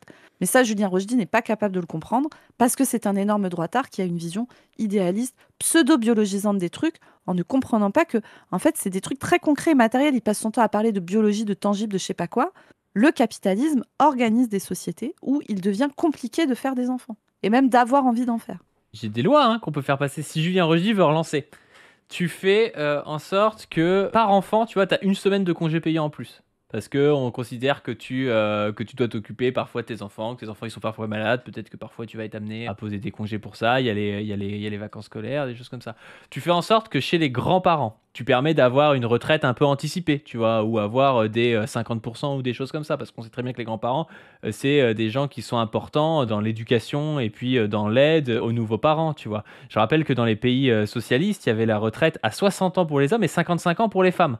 Parce qu'on était dans des structures qui étaient très patriarcales, dans lesquelles on est toujours aussi en France aussi, où les grands-mères aidaient les femmes notamment à élever leurs enfants. Et donc quand tu avais une femme qui partait à 55 ans, étant donné qu'elle n'avait pas la même conception du travail, on ne la considérait pas comme étant improductive, mais on considérait qu'elle était utile à la société, à aussi aider sa famille, ses enfants et ses petits-enfants, quoi. Il y a plein de choses comme ça où tu pourrais avoir des avantages sociaux en fait à avoir des enfants si tu voulais relancer la natalité, hein. Moi, je ne sais pas si ça a un énorme intérêt, mais si ce n'était pas un droitard mental libéral, au lieu de dire il faut arrêter la contraception, arrêter les vasectomies et forcer les gens à avoir des enfants, il pourrait très bien dire il faudrait faciliter les conditions matérielles des gens, par exemple, je sais pas, l'accès au logement aussi, peut-être qu'on pourrait dire que les familles aient un taux plus bas pour des crédits ou j'en sais rien, tu vois. Enfin, il y a plein de choses qui pourraient faciliter la vie des gens qui ne sont pas faites parce que ça coûte cher au capital et que ça coûte cher aux bourgeois. Et comme Rochdy est un bourgeois qui n'a jamais travaillé de sa vie, lui il s'en fout en fait de prendre aux bourgeois pour essayer de sauver des familles qui font vivre des enfants, qui élèvent des enfants. Lui il veut à tout prix relancer la production de petits bébés blancs sans jamais penser à ça et sans jamais penser aux conditions matérielles qui permettent tout ça, quoi. Exactement. T'as des avis, toi, de loi pour relancer la natalité? J'ai sorti Des le doigt avis de de mon loi, cul, là, mais il y a des trucs pas mal, je pense. Oh non, après on peut en trouver plein, mais bon, moi je pense qu'il faut une sécurité sociale du logement, une sécurité sociale de l'alimentation, un accès aux soins, un service public de la petite enfance avec Et de la et puis vieillesse. et puis globalement les 32 heures, hein, tu sais, on parle souvent des 32 heures de travail hebdomadaire. Les 32 heures de travail hebdomadaire, ça permettrait d'avoir tous du temps qu'on se dégage pour s'occuper des enfants de notre communauté. Alors pareil, vous connaissez ma take là-dessus, mais c'est une take assez fréquente à gauche. Essayer de sortir de la pensée que les enfants, ça s'élève en famille nucléaire hyper restreinte, parce que ça crée des grandes difficultés, notamment pour les jeunes parents, et ça peut mettre les enfants en danger quand ils ont des parents de merde, parce que ça existe en fait d'avoir des parents de merde qui sont auteurs d'inceste, de maltraitance, etc. Le fait de repenser des sociétés où on considère que nous sommes tous les adultes responsables des enfants de toute notre communauté. Tu vois, moi, je comprends que les gens ne veuillent pas d'enfants et je pense qu'il faut respecter ce choix. Et d'ailleurs, dans l'histoire, Julien Rochdy fait comme si tout le monde avait toujours des enfants et tout, mais le fait d'entrer dans les ordres, etc., c'était des manières de ne pas se marier, c'était des manières de ne pas avoir d'enfants. Il y a toujours eu une partie relativement importante d'une classe d'âge qui n'avait pas d'enfants. De l'ordre ça dépend des époques, mais entre 15 et 25% des gens. Enfin, c'est quand même pas mal. Et le fait de penser des sociétés où on n'est pas obligé de faire des enfants soi-même, mais par contre, nous sommes tous responsables des enfants de notre communauté. Et donc moi, les bails de je veux... J'ai pas envie que la menace soit responsable de mes enfants. Non, collectivement, mon cher Padu, ne t'inquiète pas, collectivement. Non, mais tu vois, le fait de demander des espaces sans enfants, faut des trains sans enfants, des restos sans enfants, des parcs sans enfants, des machins, des trucs, et là, t'as envie de dire, hey, wow. Putain, en fait, les c'est bobos de normal. gauche, ils sont pour ça, parfois.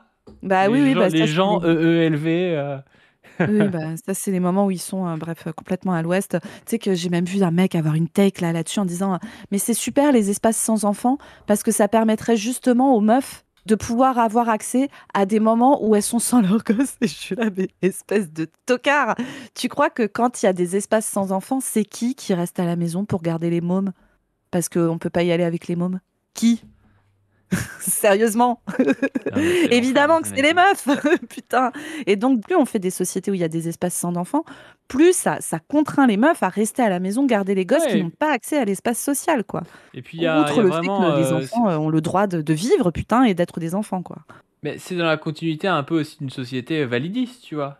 Qui n'accepte aucune différence, qui disent machin, ah oui, mais un enfant, il fait du bruit. Il fait du bruit, ou je sais pas trop quoi. Bah ouais, c'est un enfant, quoi. Je bosse parfois avec des gens qui ont des lourds handicaps intellectuels ou des choses comme ça. Peut-être qu'il faut un peu de bruit, tu vois.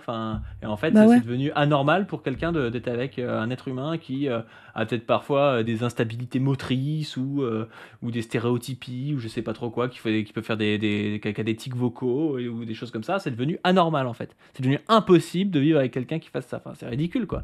Tu vas dans un restaurant, tu devrais avoir des gens de tout type, quoi. Pas avoir un truc standardisé au possible pour ton petit confort de bourgeois de merde, quoi. Et donc, il peut y avoir des enfants qui ont 5 ans et donc ont du mal à rester assis le cul sur une chaise pendant 3 heures.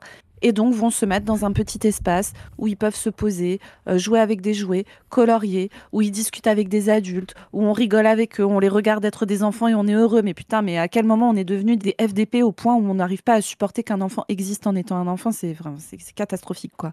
Mais pour revenir à ce qui était dit avant, tu vois, le fait de réduire notre temps de travail et de penser notre temps à nous comme du temps où on peut se libérer pour nos amis qui viennent d'avoir un jeune bébé et qui ont besoin d'aide, pour aller participer à la vie des enfants de notre communauté, je sais pas, encore une fois, moi, mes enfants, ils ont dans leur vie d'autres adultes, leurs tontons, leurs tatas, nos amis qui les connaissent depuis qu'elles sont toutes petites et qui les aiment, qui les ont vues grandir et tout, et qui ont une place importante dans leur vie aussi. Et ça nécessite des organisations sociales qui soient des organisations où on repense du collectif et du temps en collectif. Et ça passe aussi sur la répartition des tâches, et on va en parler avec Juju, le fait que, par exemple, les hommes aient plus de temps au moment de la naissance des enfants pour pouvoir faire partie de leur vie. Mais ça, tu vas voir, on va en reparler dans pas longtemps. Prochain timecode, alors là, mon Padu. Encore issu d'une présentation de bouquin de Julien Rochdy. Alors, le bouquin s'appelle « Sous-homme et surhomme ». Est-ce que tu sens l'odeur? Est-ce que tu sens l'odeur du bouquin? Tu sens l'odeur du bouquin. Donc, le bouquin s'appelle « Sous-homme et surhomme ». Et là, je t'ai mis un petit timecode alors de 7 à 10 minutes, là, à peu près, où on va parler de nihilisme, d'aliénation. Alors, vous allez voir, là, on va être sur un discours authentiquement fasciste et eugéniste. C'est parti. Et alors, petit à petit, on en arrive à la partie 4, et le degré de politiquement incorrect monte, mais encore une fois, je m'en moque complètement. On va essayer d'expliquer. Oh là là là, le ouf, quoi. Ouais, c'est vraiment... C'est vraiment un ouf. Expliquer justement courage. d'où vient ce nihilisme. Parce qu'une fois qu'on a expliqué et compris que l'homme était un esclave fondamentalement, qui est indéterminé et qui a besoin d'avoir des maîtres, et ces maîtres sont des idéotypes, sont des archétypes, sont des idéaux aristocratiques, pour justement continuer à évoluer, sinon il dégénère. Une fois qu'on a vu ça, on comprend que l'homme a trahi son esprit, qui est encore une fois de concevoir des choses supérieures pour pouvoir se guider soi-même. Mais il y a une autre forme de dégénérescence qui est un éloignement de la nature. Et là, j'essaye en fait d'aller à l'origine, à la base, aux causes profondes de notre nihilisme, du nihilisme occidental. Et Heidegger disait que toute l'histoire de l'Occident était l'histoire du nihilisme. Mais d'où Ça, c'est vient-il du ce Heidegger, nihilisme? Heidegger 1 PB. Hein. Bah, bien sûr, Heidegger APB, évidemment. Quand tes deux références, c'est Nietzsche et Heidegger, ça pue du cul. Hein. Voilà, les deux références de la droite, un classique. Hein. Bah oui. Et des universitaires de philo de gauche, mais c'est Oui, un oui, PB bah. aussi. Hein. Oui, oui. Pourquoi est-ce que la civilisation occidentale veut-elle se suicider? C'est quelque chose qui m'obsède depuis que je suis petit, depuis que je suis gamin, je pense à ce... Depuis que les gamins, ils pensent au suicide de la civilisation occidentale, le mec qui a un gros problème. Tu sais. T'imagines la dinguerie de croire qu'on est en train de se suicider? Enfin, je veux dire, jamais l'humanité n'a vécu aussi longtemps, a eu un tel niveau de technologie pour se soigner et tout ça. Enfin, c'est dinguerie. Bah, ce qui est intéressant, c'est que tu vois, au début, là, il parlait de ouais, les hommes, en fait, agissent selon des idéotypes. Pourquoi pas? Tu vois, genre, oui, on est mu des fois par des idées, par des choses qui nous dépassent, des valeurs, des choses comme ça, tu vois. Mais ce qui est marrant, c'est qu'il va lier ça à un truc fondamentalement biologique. Alors que ces idées, elles sont produites dans l'histoire. Il y a des moments de l'histoire où les gens ils se sont battus pour des idées de progrès social, d'égalité. Il y en a d'autres qui se sont battus pour des idées réactionnaires. Il y en a d'autres qui se sont battus pour, je sais pas, des choses peut-être beaucoup moins abstraites parce qu'ils étaient dans des situations où c'était un peu la vie ou la mort et donc tu te bats pas forcément pour des idées, tu vois. Enfin, bref, c'est assez évident que ces idées elles varient dans l'histoire et qu'elles sont pas dépendantes de ta biologie, quoi. Là, pourquoi nous souhaitons tant cesser de nous reproduire, cesser d'être fiers de nous-mêmes, cesser de... Fuck white. Ah, c'est que la psychodélique, ça. Oui. Et là, vraiment, nous-mêmes, mais c'est ce qu'on a dit juste avant, mais le mec est persuadé que si on fait moins d'enfants, c'est parce qu'il y a des mecs qui disent fuck white people, quoi. Quelle dinguerie. C'est Et du coup, continuer vraiment, Juju, si tu vois ça, explique-nous la baisse de natalité en Hongrie, en Corée du Sud et au Japon, qui sont parmi les pays qui font le moins d'enfants du monde. C'est encore trop woke, c'est le wokisme encore. Non, mais vraiment, explique. Ils sont pas je assez veux déconstruits savoir. au niveau du wokisme. Ouais. Je veux la savoir. grandeur de la civilisation européenne et occidentale. Pourquoi? D'où cela vient-il? Pourquoi est-ce qu'il y a des gens qui veulent se suicider à petit feu? Pourquoi tous ces délires complètement hors sol, hors nature, coupés de tout, comme les délires trans, LGBT Vraiment, le mec est matrixé, pourquoi ce quoi. besoin d'avoir absolument des millions d'immigrés Et la pourquoi musique cette épique. morale? Ce besoin d'avoir des millions d'immigrés. Mais c'est Ça pareil, te le faut. gars croit toujours, c'est la pensée de droite aussi, tu sais, il disait tout à l'heure qu'il y avait un choix conscient de faire des enfants pour les femmes. Là, il y a un choix conscient des gens de vouloir des immigrés. Je veux dire, qui est-ce qui veut des immigrés, tu vois? À quel moment il y a des gens qui se disent je veux des millions d'immigrés, tu vois? Personne veut ça, enfin c'est pas une volonté en soi de vouloir des immigrés, tu vois? C'est un fait social, l'immigration qui arrive, il y en a des fois plus, des fois moins, tu vois, mais c'est pas un truc, il y a pas un mec qui a pensé tiens, on va faire venir des immigrés, tu vois? C'est à la limite, des fois, tu peux avoir des politiques comme pendant la reconstruction où tu fais venir de la main-d'œuvre spécifiquement parce que tu as besoin de telle main-d'œuvre, et ça, c'est les bourgeois qui font ça. Mais genre, il y a lui, t'as l'impression que les gauchistes se disent tous les jours, ils se lèvent en se disant je vais faire venir des immigrés, tu vois, ça n'a aucun C'est sens ça. comme truc. C'est juste qu'on se Bah, bat moi, contre tous la les matins, discrimination raciale, ça n'a rien à voir. Moi, tous les matins, hein, je commence par en secret couper les canaux déférents de mon mec pour qu'on suicide notre civilisation. Et puis ensuite, j'appelle au Soudan comme ça et je dis ouais, les gars, écoutez, j'affrète un camion, venez, vous passez par la Libye, vous traversez la Méditerranée, ça va bien se passer. Salut, si je vote depuis 13 ans, c'est parce que j'adore les immigrés, voilà. On a été débunk par le chat. Putain, merde. Morale absolue qui nous détruit. D'où cela vient-il? Et pourquoi même dans nos vies personnelles, nous sommes si dépressifs, nous avons une vision si noire? D'où vient le nihilisme? D'où vient... Frérot, parle pour toi, je veux dire, le mec il dit pourquoi nous sommes tous si dépressifs. Bah, je sais pas, moi je suis pas dépressif, je veux dire, ça dépend des gens, c'est quoi cette connerie? Padu a dit rien à foutre de ta dépression. Hein. Quelle honte. Hein. Ah, c'est n'importe quoi, genre le gars, là il parle vraiment à partir de ce qu'il pense lui, tu vois, enfin... Mais bien sûr. Juju, moi les gens que je vois qui sont dépressifs, dans les gens que je suis pour dépression, j'ai des gens qui sont à l'AAH, qui n'ont pas assez de thunes et qui ont des factures de 3000 balles d'élec qui tombent, qui savent pas s'ils vont pouvoir les payer alors qu'ils ont leurs enfants sous leur toit et que ils vont peut-être se faire couper l'électricité alors qu'ils vivent avec leurs enfants. Je te l'ai raconté l'autre jour, mais j'ai eu une entrée sur ma garde d'un homme qui arrive, 55 ans, mec, tu sens un peu l'ouvrier de 55 ans, tu vois. Et il me raconte son histoire, donc il vient pour un passage à l'acte S, et il me raconte en gros que il y a quelques jours, il a reçu sa lettre de licenciement. Alors il est licencié pourquoi? Parce qu'il a eu un accident au travail, mais il a continué de travailler dessus, parce qu'il travaille, il est employé dans des trucs de BTP, tu vois, donc il a continué à forcer dessus. Il a fini par devoir se faire opérer de la main parce qu'il a trop forcé sur sa main qui était blessée. Son patron lui a dit au début non, mais t'inquiète, on licencie personne ici. Et puis il s'est fait licencier au bout de 3-4 mois parce qu'en fait il peut plus refaire de BTP, tu vois. Et ce mec-là, du coup, eh ben, il est tombé en dépression et puis là il a fait un passage à l'acte. En fait, c'est pas parce que y a des LGBT et des gens qui disent fuck white people qu'il y a des gens qui sont dépressifs dans ce pays. C'est souvent pour des raisons très très très matérielles en fait.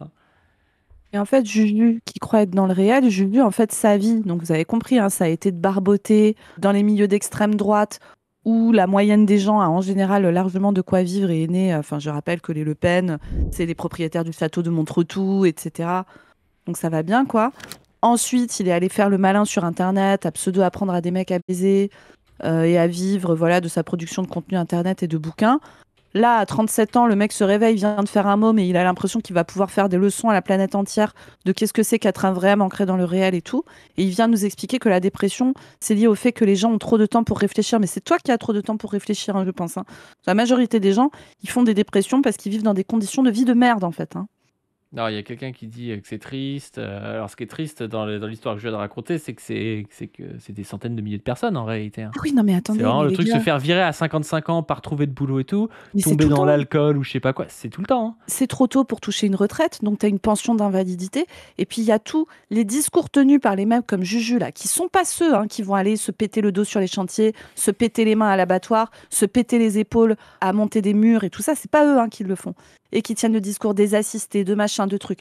C'est des gars qui ont bossé toute leur vie comme des zinzins, qui se sont tués le corps au travail et qui se retrouvent à 50-55 ans, loin de la retraite, à plus pouvoir vivre de leur travail, qui du coup touchent des pensions d'invalidité, etc., qui sont déjà très insuffisantes pour vivre, mais en plus qui vivent la honte sociale d'être devenus un assisté, un inutile, etc. Ils tombent dans l'alcool, parfois le couple explose. Enfin, faut comprendre en fait que ça, c'est la vie de centaines de milliers de personnes dans ce pays, qui ne sont pas Juju. Bref. Mais tu sais, en plus, moi je vois souvent ça, et il me tenait ce discours-là d'ailleurs, le monsieur que j'ai vu. Tu sais à qui il en voulait? Non. Il en voulait au gars qui l'a mis en invalidité. Genre au médecin Bah qui a oui. dit bah vous pouvez plus porter, je sais pas, plus de 10 kilos avec votre main, tu Bah vois. oui. Au médecin du Et, travail et, qui l'a déclaré inapte sur son poste. Et ouais, et c'est super triste parce que le médecin du travail, il a fait son taf. Enfin, je veux dire, le mec, il a la main meurtrie, il peut pas porter, tu vois. Et en fait, il trouve ça tellement normal, en fait, de continuer de forcer sur sa main. Il dit, ouais, mais 10 kilos, je peux porter plus que ça. Oui, tu peux peut-être porter plus que ça quelques jours ou quelques mois, mais en fait, tu vas finir par perdre l'usage de ta main, tu vois, si tu fais ça. Donc, il faut pas que tu le fasses, en fait. Mais c'est tellement le seul moyen pour lui de s'en sortir et puis de continuer aussi un rapport à la masculinité, quoi, de continuer à Bien pouvoir faire sûr. comme avant, tu vois, que c'est très compliqué. Mais bien sûr, et c'est l'histoire de la vie de ces mecs, de se retrouver brisés par le travail. Mais en plus, si tu veux, comme on te raconte que ta boîte, c'est comme ta famille, etc. Sauf que les petits patrons restent des gens qui ont des structures mentales de petits patrons. En définitive, leur objectif, c'est d'exploiter ta force de travail et d'en tirer de la plus-value. C'est leur position sociale qui fait ça. C'est le rapport de production qui veut ça. Et donc moi, ça m'arrive souvent d'avoir des mecs qui ont des accidents du travail gravissimes. Mais là, je vous parle de gens qui se retrouvent broyés sous un charlot élévateur. Enfin voilà, des trucs horribles, quoi. Des trucs où tu passes des mois à l'hôpital, où tu pourras peut-être jamais remarcher de ta vie, etc. Des trucs gravissimes. Tu perds des bouts de doigts, des bouts de pieds, des bouts de mains, enfin voilà, sectionnés par le travail. Et moi, souvent, un truc qui est hyper fréquent, c'est putain, mon patron, il a jamais pris une seule nouvelle de moi. Ça fait 3 mois que je suis à l'hôpital, je vais perdre ma jambe gauche. Et il m'a jamais appelé, quoi. Et tu vois comment tout ce qu'on leur a raconté, qu'il faut se donner, qu'il faut aller bosser, que sinon t'es un feignant, qu'en fait le problème c'est les mecs au RSA, c'est les machins, et que le patron il bosse dur et qu'on est comme dans une famille, etc. Mais en fait, en réalité, tout ça c'est faux, quoi. T'es de la chair à patron, tu sers tant que ton corps peut créer de la plus-value à être exploité. Une fois que ton corps est devenu dégradé par le travail qu'on t'a fait faire, t'es plus rien, t'es qu'une merde, et personne prend même de nouvelles de toi quand t'es à l'hôpital. Et c'est terrible, hein. Faut voir le sentiment de violence et de tristesse que ça crée chez les gens, quoi. Et du désespoir, et parfois des mecs qui se butent à cause de ça. Bref, c'est horrible, quoi. Je sais pas Mais ça, si Julien n'en est pas le conscient. camarade hein, Mao avait une qu'on- solution pour les petits patrons, je sais pas. Oui, je je pense sais pas que. trop. Ouais, moi, je pense qu'on peut trouver, ouais. Je pense qu'on va pouvoir trouver. Cette volonté de se suicider, que ce soit directement ou à petit feu. Je pars sur le concept et j'explique le concept du mismatch, comme on dit en anglais, c'est-à-dire le fait que toute notre civilisation, toute notre façon de vivre a été coupée de la nature, coupée du rapport à la nature, à l'essence, à l'élément. Et cette séparation... La nature, à l'essence, à l'énergie. J'aime bien parce que c'est 3 trucs qui veulent pas du tout dire la même chose. Tu sais, il fait le grand philosophe et genre la nature, l'élément et l'essence, c'est pas du tout le même concept, tu vois. Enfin... Alors, je rappelle avec que les la nature bandeurs et de donc- nature, les bandeurs de nature peuvent avoir une énorme pipeline idéologique avec le pire de ce que fait l'extrême droite. Et à ce sujet, je vous suggère d'aller lire l'un des derniers articles qui est paru dans la revue Position Revue, dont vous trouverez le lien en description, qui est la revue de notre asso. Et un article a été écrit par la camarade Lizzie sur l'écofascisme. Si vous avez envie d'en apprendre un peu plus sur ce thème, par un article qui est intéressant, qui est bien écrit et qui est relativement rapide à lire, je crois qu'en 10-15 minutes, c'est fait. Vous pouvez aller lire cet article sur Position Revue, cet article de Lizzie. Il y a Fada qui met s'il veut se reconnecter à la nature, il peut aller au champ. Mais c'est vrai que c'est des gars qui Mais sont oui. influenceurs et ils te parlent de se reconnecter à la nature, frérot. Mais qu'est-ce que tu fais, tu vois? C'est ça. Genre, mais Roche dit, mais vas-y en fait. Va faire pousser des carottes. Donc avec nos natures, produit dans nos esprits quelque chose de l'ordre de la maladie. Et la maladie se traduit ensuite en certaines idées qui amènent à notre propre destruction, au nihilisme et notre volonté de mort, notre dépression, notre haine de nous-mêmes et tout ce qui justement détruit la grandeur, la beauté, le vrai bien sûr, mais je vous dis... T'imagines le niveau d'idéalisme, genre les gens aujourd'hui sont nihilistes, pas parce qu'il y a une crise par exemple, mais parce qu'il y a une maladie qui a fait changer leur esprit et leur esprit est devenu nihiliste, tu vois. C'est vraiment les idées qui gouvernent le monde, quoi. Tu te mets devant un mur en pierre avec une musique épique et puis là, tu as l'impression d'avoir tué le game et d'être au summum de ta virilité. Hein. En tant que mec qui a toujours vécu une vie de petit bourgeois libéral libertaire tout à fait classique. Hein. Nos vies personnelles, ce qui nous suicide au sens littéral. L'idée est de raconter une histoire dans ce chapitre, une histoire de l'homme un petit peu différente, même très différente de tout ce qu'on nous a appris. C'est de regarder l'histoire de l'homme à travers le concept d'aliénation. C'est comment l'homme, dont la nature génétique a été fondée à la préhistoire, comment cette nature génétique a été... Tu vois, j'ai dit que t'as l'impression qu'il y a une date de la fondation de la nature de l'homme. Oui. C'est un processus. En fait, la nature génétique a commencé il y a 25 000 ans. Et trahi à cause de notre esprit, comment nous avons transformé nos civilisations, qui ont permis de nous réadapter, de nous adapter à chaque fois à des nouvelles conditions d'existence, mais qui en même temps détruisaient notre rapport à notre nature. Et donc en fait, plus nous avons évolué, plus nous nous sommes éloignés de notre nature, tout en Mais c'est vraiment, c'est pour ça qu'il citait Heidegger, mais c'est vraiment mais des c'est penseurs Heidegger... de la dégénérescence. C'est vraiment la chute du jardin d'Éden. Genre, on avait notre nature et on a été arraché à cette nature par la culture. Tu vois, c'est des mecs, il n'y a aucune dialectique. Tu vois. Voilà. Alors Juju, je me permets de te rappeler, parce que tu viens d'avoir un bébé et tu as l'air de l'aimer beaucoup, et c'est très bien. Continue à aimer fort ton fils et à bien t'occuper de lui, c'est important. Juju, je me permets de te rappeler que à l'état naturel, jusqu'à la fin du 18e siècle en France, il y a un enfant sur 2 qui n'atteignait pas l'âge adulte. Voilà. Ça, c'est la nature, ça.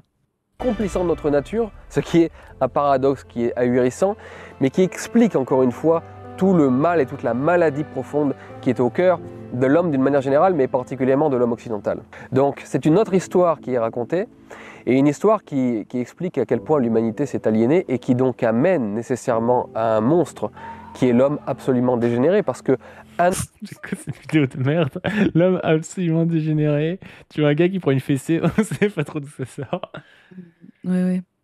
Mais en plus, il y a ce côté aussi bandeur de masculinité, soit du tiers-monde, soit arabo-musulmane. Hein, souvent, on a ça aussi chez Nietzsche, de dire que quand même l'islam, c'est une religion d'hommes forts et tout. Et il dit la dégénérescence et la faiblesse, et il dit de l'homme occidental. Et donc c'est marrant parce que c'est des suprémacistes blancs qui considèrent que l'homme occidental est dégénéré aujourd'hui, tu vois. C'est intéressant quand même comme pensée. C'est pour ça qu'ils passent leur temps à prêter de la survirilité aux hommes noirs, aux hommes arabes. Tu sais, moi, les mecs qui écoutent Juju, là, qui sont fans de Juju, c'est les mêmes mecs qui m'envoient des MP. Alors, j'en ai moins depuis quelques temps, là. Ils se sont lassés, je crois, parce que j'avais les 10 mêmes, en fait, qui m'écrivaient en continu et qui passaient leur temps à me dire que j'étais couverte de semences d'hommes noirs et arabes, enduite de semences d'hommes noirs et arabes, à me faire des détails de quel liquide coule à quel endroit, etc. Vraiment, ils étaient très, très, très, très, très intéressés par ça. Et tu vois, ils sont dans la survirilisation de ces hommes-là, persuadés qu'ils viennent prendre leur femme et tout. Enfin, c'est vraiment, mais waouh, waouh, waouh, waouh. Vraiment, t'as envie de dire, mais Je les sais pas mecs, ce que mais, dirait Freud sur cet imaginaire, moi. Ah bah, Freud a un avis que... Bref, je pourrais souscrire, je pense. Je pourrais souscrire. Un homme qui s'est éloigné de la façon de se guider et de se réguler à travers un idéal aristocratique et qui s'est éloigné dans le même temps de sa propre biologie, c'est qu'un homme qui a trahi à la fois la culture, dont l'essence de la culture est une essence aristocratique, j'explique pourquoi, et à la fois de sa nature. Donc, C'est pas tant ce que ça veut dire s'éloigner de sa propre biologie. Bah, en gros, alors, on va pas tout vous mettre de cette vidéo, mais donc notamment, il explique que avec le progrès technique, en fait, il y a moins de sélection naturelle. Ce que j'ai dit là juste avant, qu'un enfant sur 2 atteignait pas l'âge adulte, dans la tête des mecs comme Julien Rochdy, des espèces de sous-heideggeriens, là, enfin voilà. En fait, c'était pas un problème qu'il y ait un enfant sur 2 parce que c'était un moyen de sélectionner les enfants les plus forts. Il y a vraiment un fond profondément eugéniste et brutal. Et à chaque fois, j'ai envie de leur dire, mais les gars, pensez à vos propres enfants. Enfin, vous vous rendez compte de ce type de pensée? Ton gosse, une chance sur 2, hein. Rappelle, hein.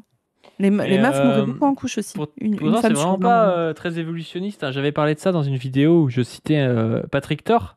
Patrick Thor, donc, qui est un spécialiste de Charles Darwin, qui tient l'Institut Charles Darwin International, qui est traducteur de Charles Darwin. Et il parle chez Darwin d'un truc qui s'appelle l'effet réversif de l'évolution.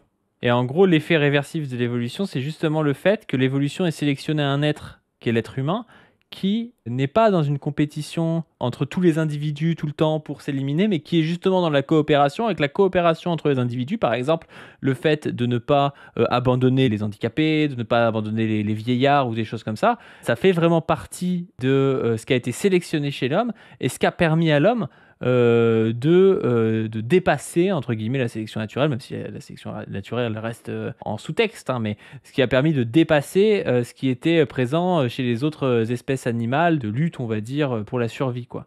Et justement parce que par exemple conserver des personnes âgées, ça permet de conserver la culture humaine. Ça permet de conserver des gens qui vont pouvoir peut-être donner des conseils, qui vont être la mémoire un petit peu des groupes ou des choses comme ça. D'ailleurs, c'est intéressant de voir que toutes les politiques un peu fascistes, un peu nazies vont dire bah non, il faut éliminer justement les handicapés, il faut éliminer les vieux. Même on a ça aujourd'hui un peu avec les lois. Hein, c'est pour ça qu'on critique la gauche quand elle valide ça, mais les lois sur les histoires de fin de vie, tu vois, il y a ce côté-là aussi où tu te dis bah il y a des gens qui servent quand même plus à rien, tu vois.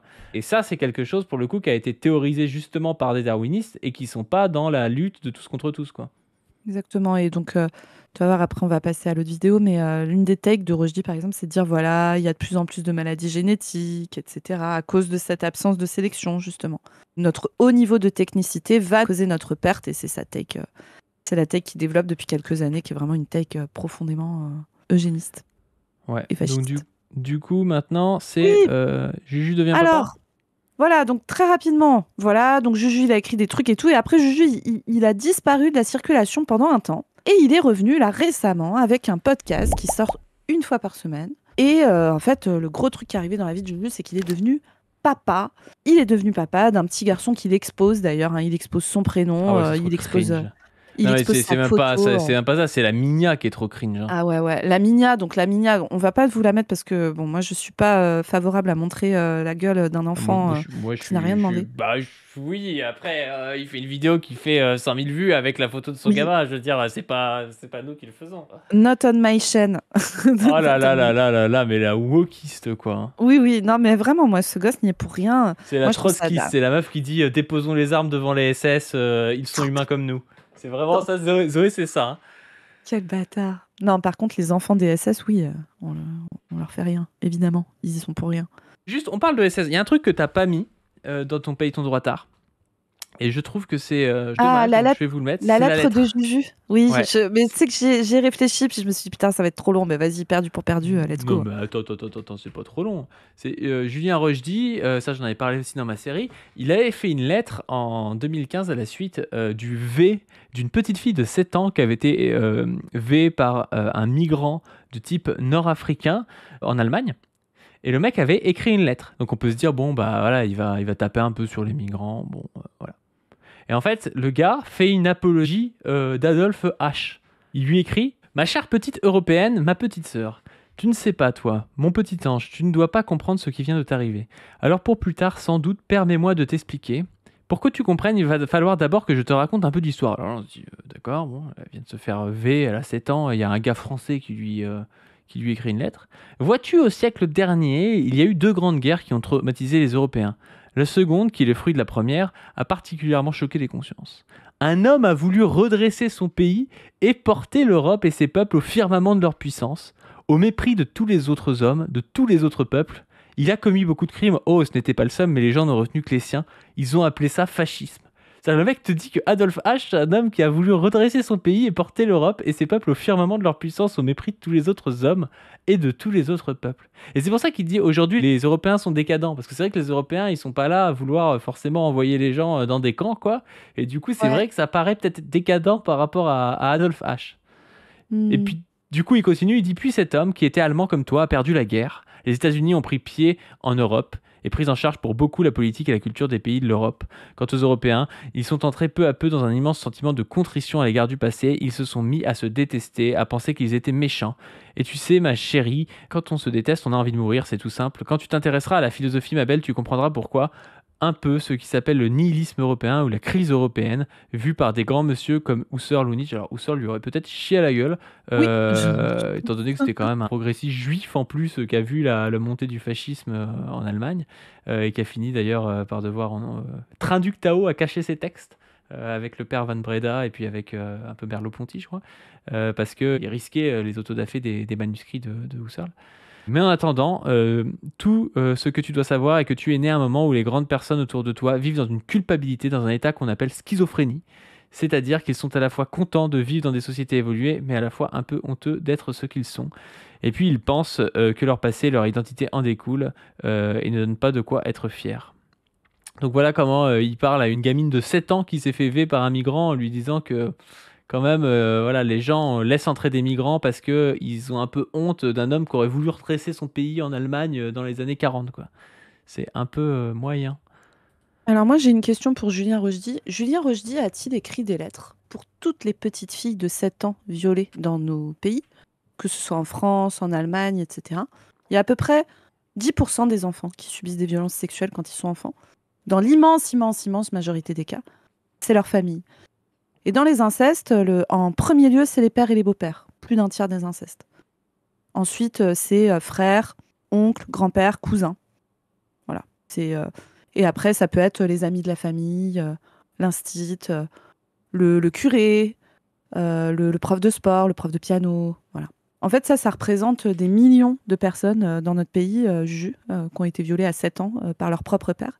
Est-ce que tu peux leur écrire une lettre pour aller leur expliquer que le patriarcat, en fait, c'est naturel, c'est écrit dans nos gènes depuis la préhistoire et que c'est trop la dégénérescence de vouloir l'abattre. Parce qu'en fait, c'est protecteur pour les femmes. Peux-tu faire cette lettre, Juju ? J'attends. Ouais, et puis tu vois, il y a Ludivie2 qui dit je veux pas faire de concurrence dans la tragédie, mais les hommes blancs, également les femmes qui font du tourisme S et qui V les enfants, on les voit au bled. Bah oui, enfin, je veux dire, des gens qui viennent et qui V d'autres gens, il y en a partout. Hein. Le viol des enfants est un truc de domination classique, parce que l'enfant, il se débat pas, il n'a pas la force physique ni la possibilité de parler.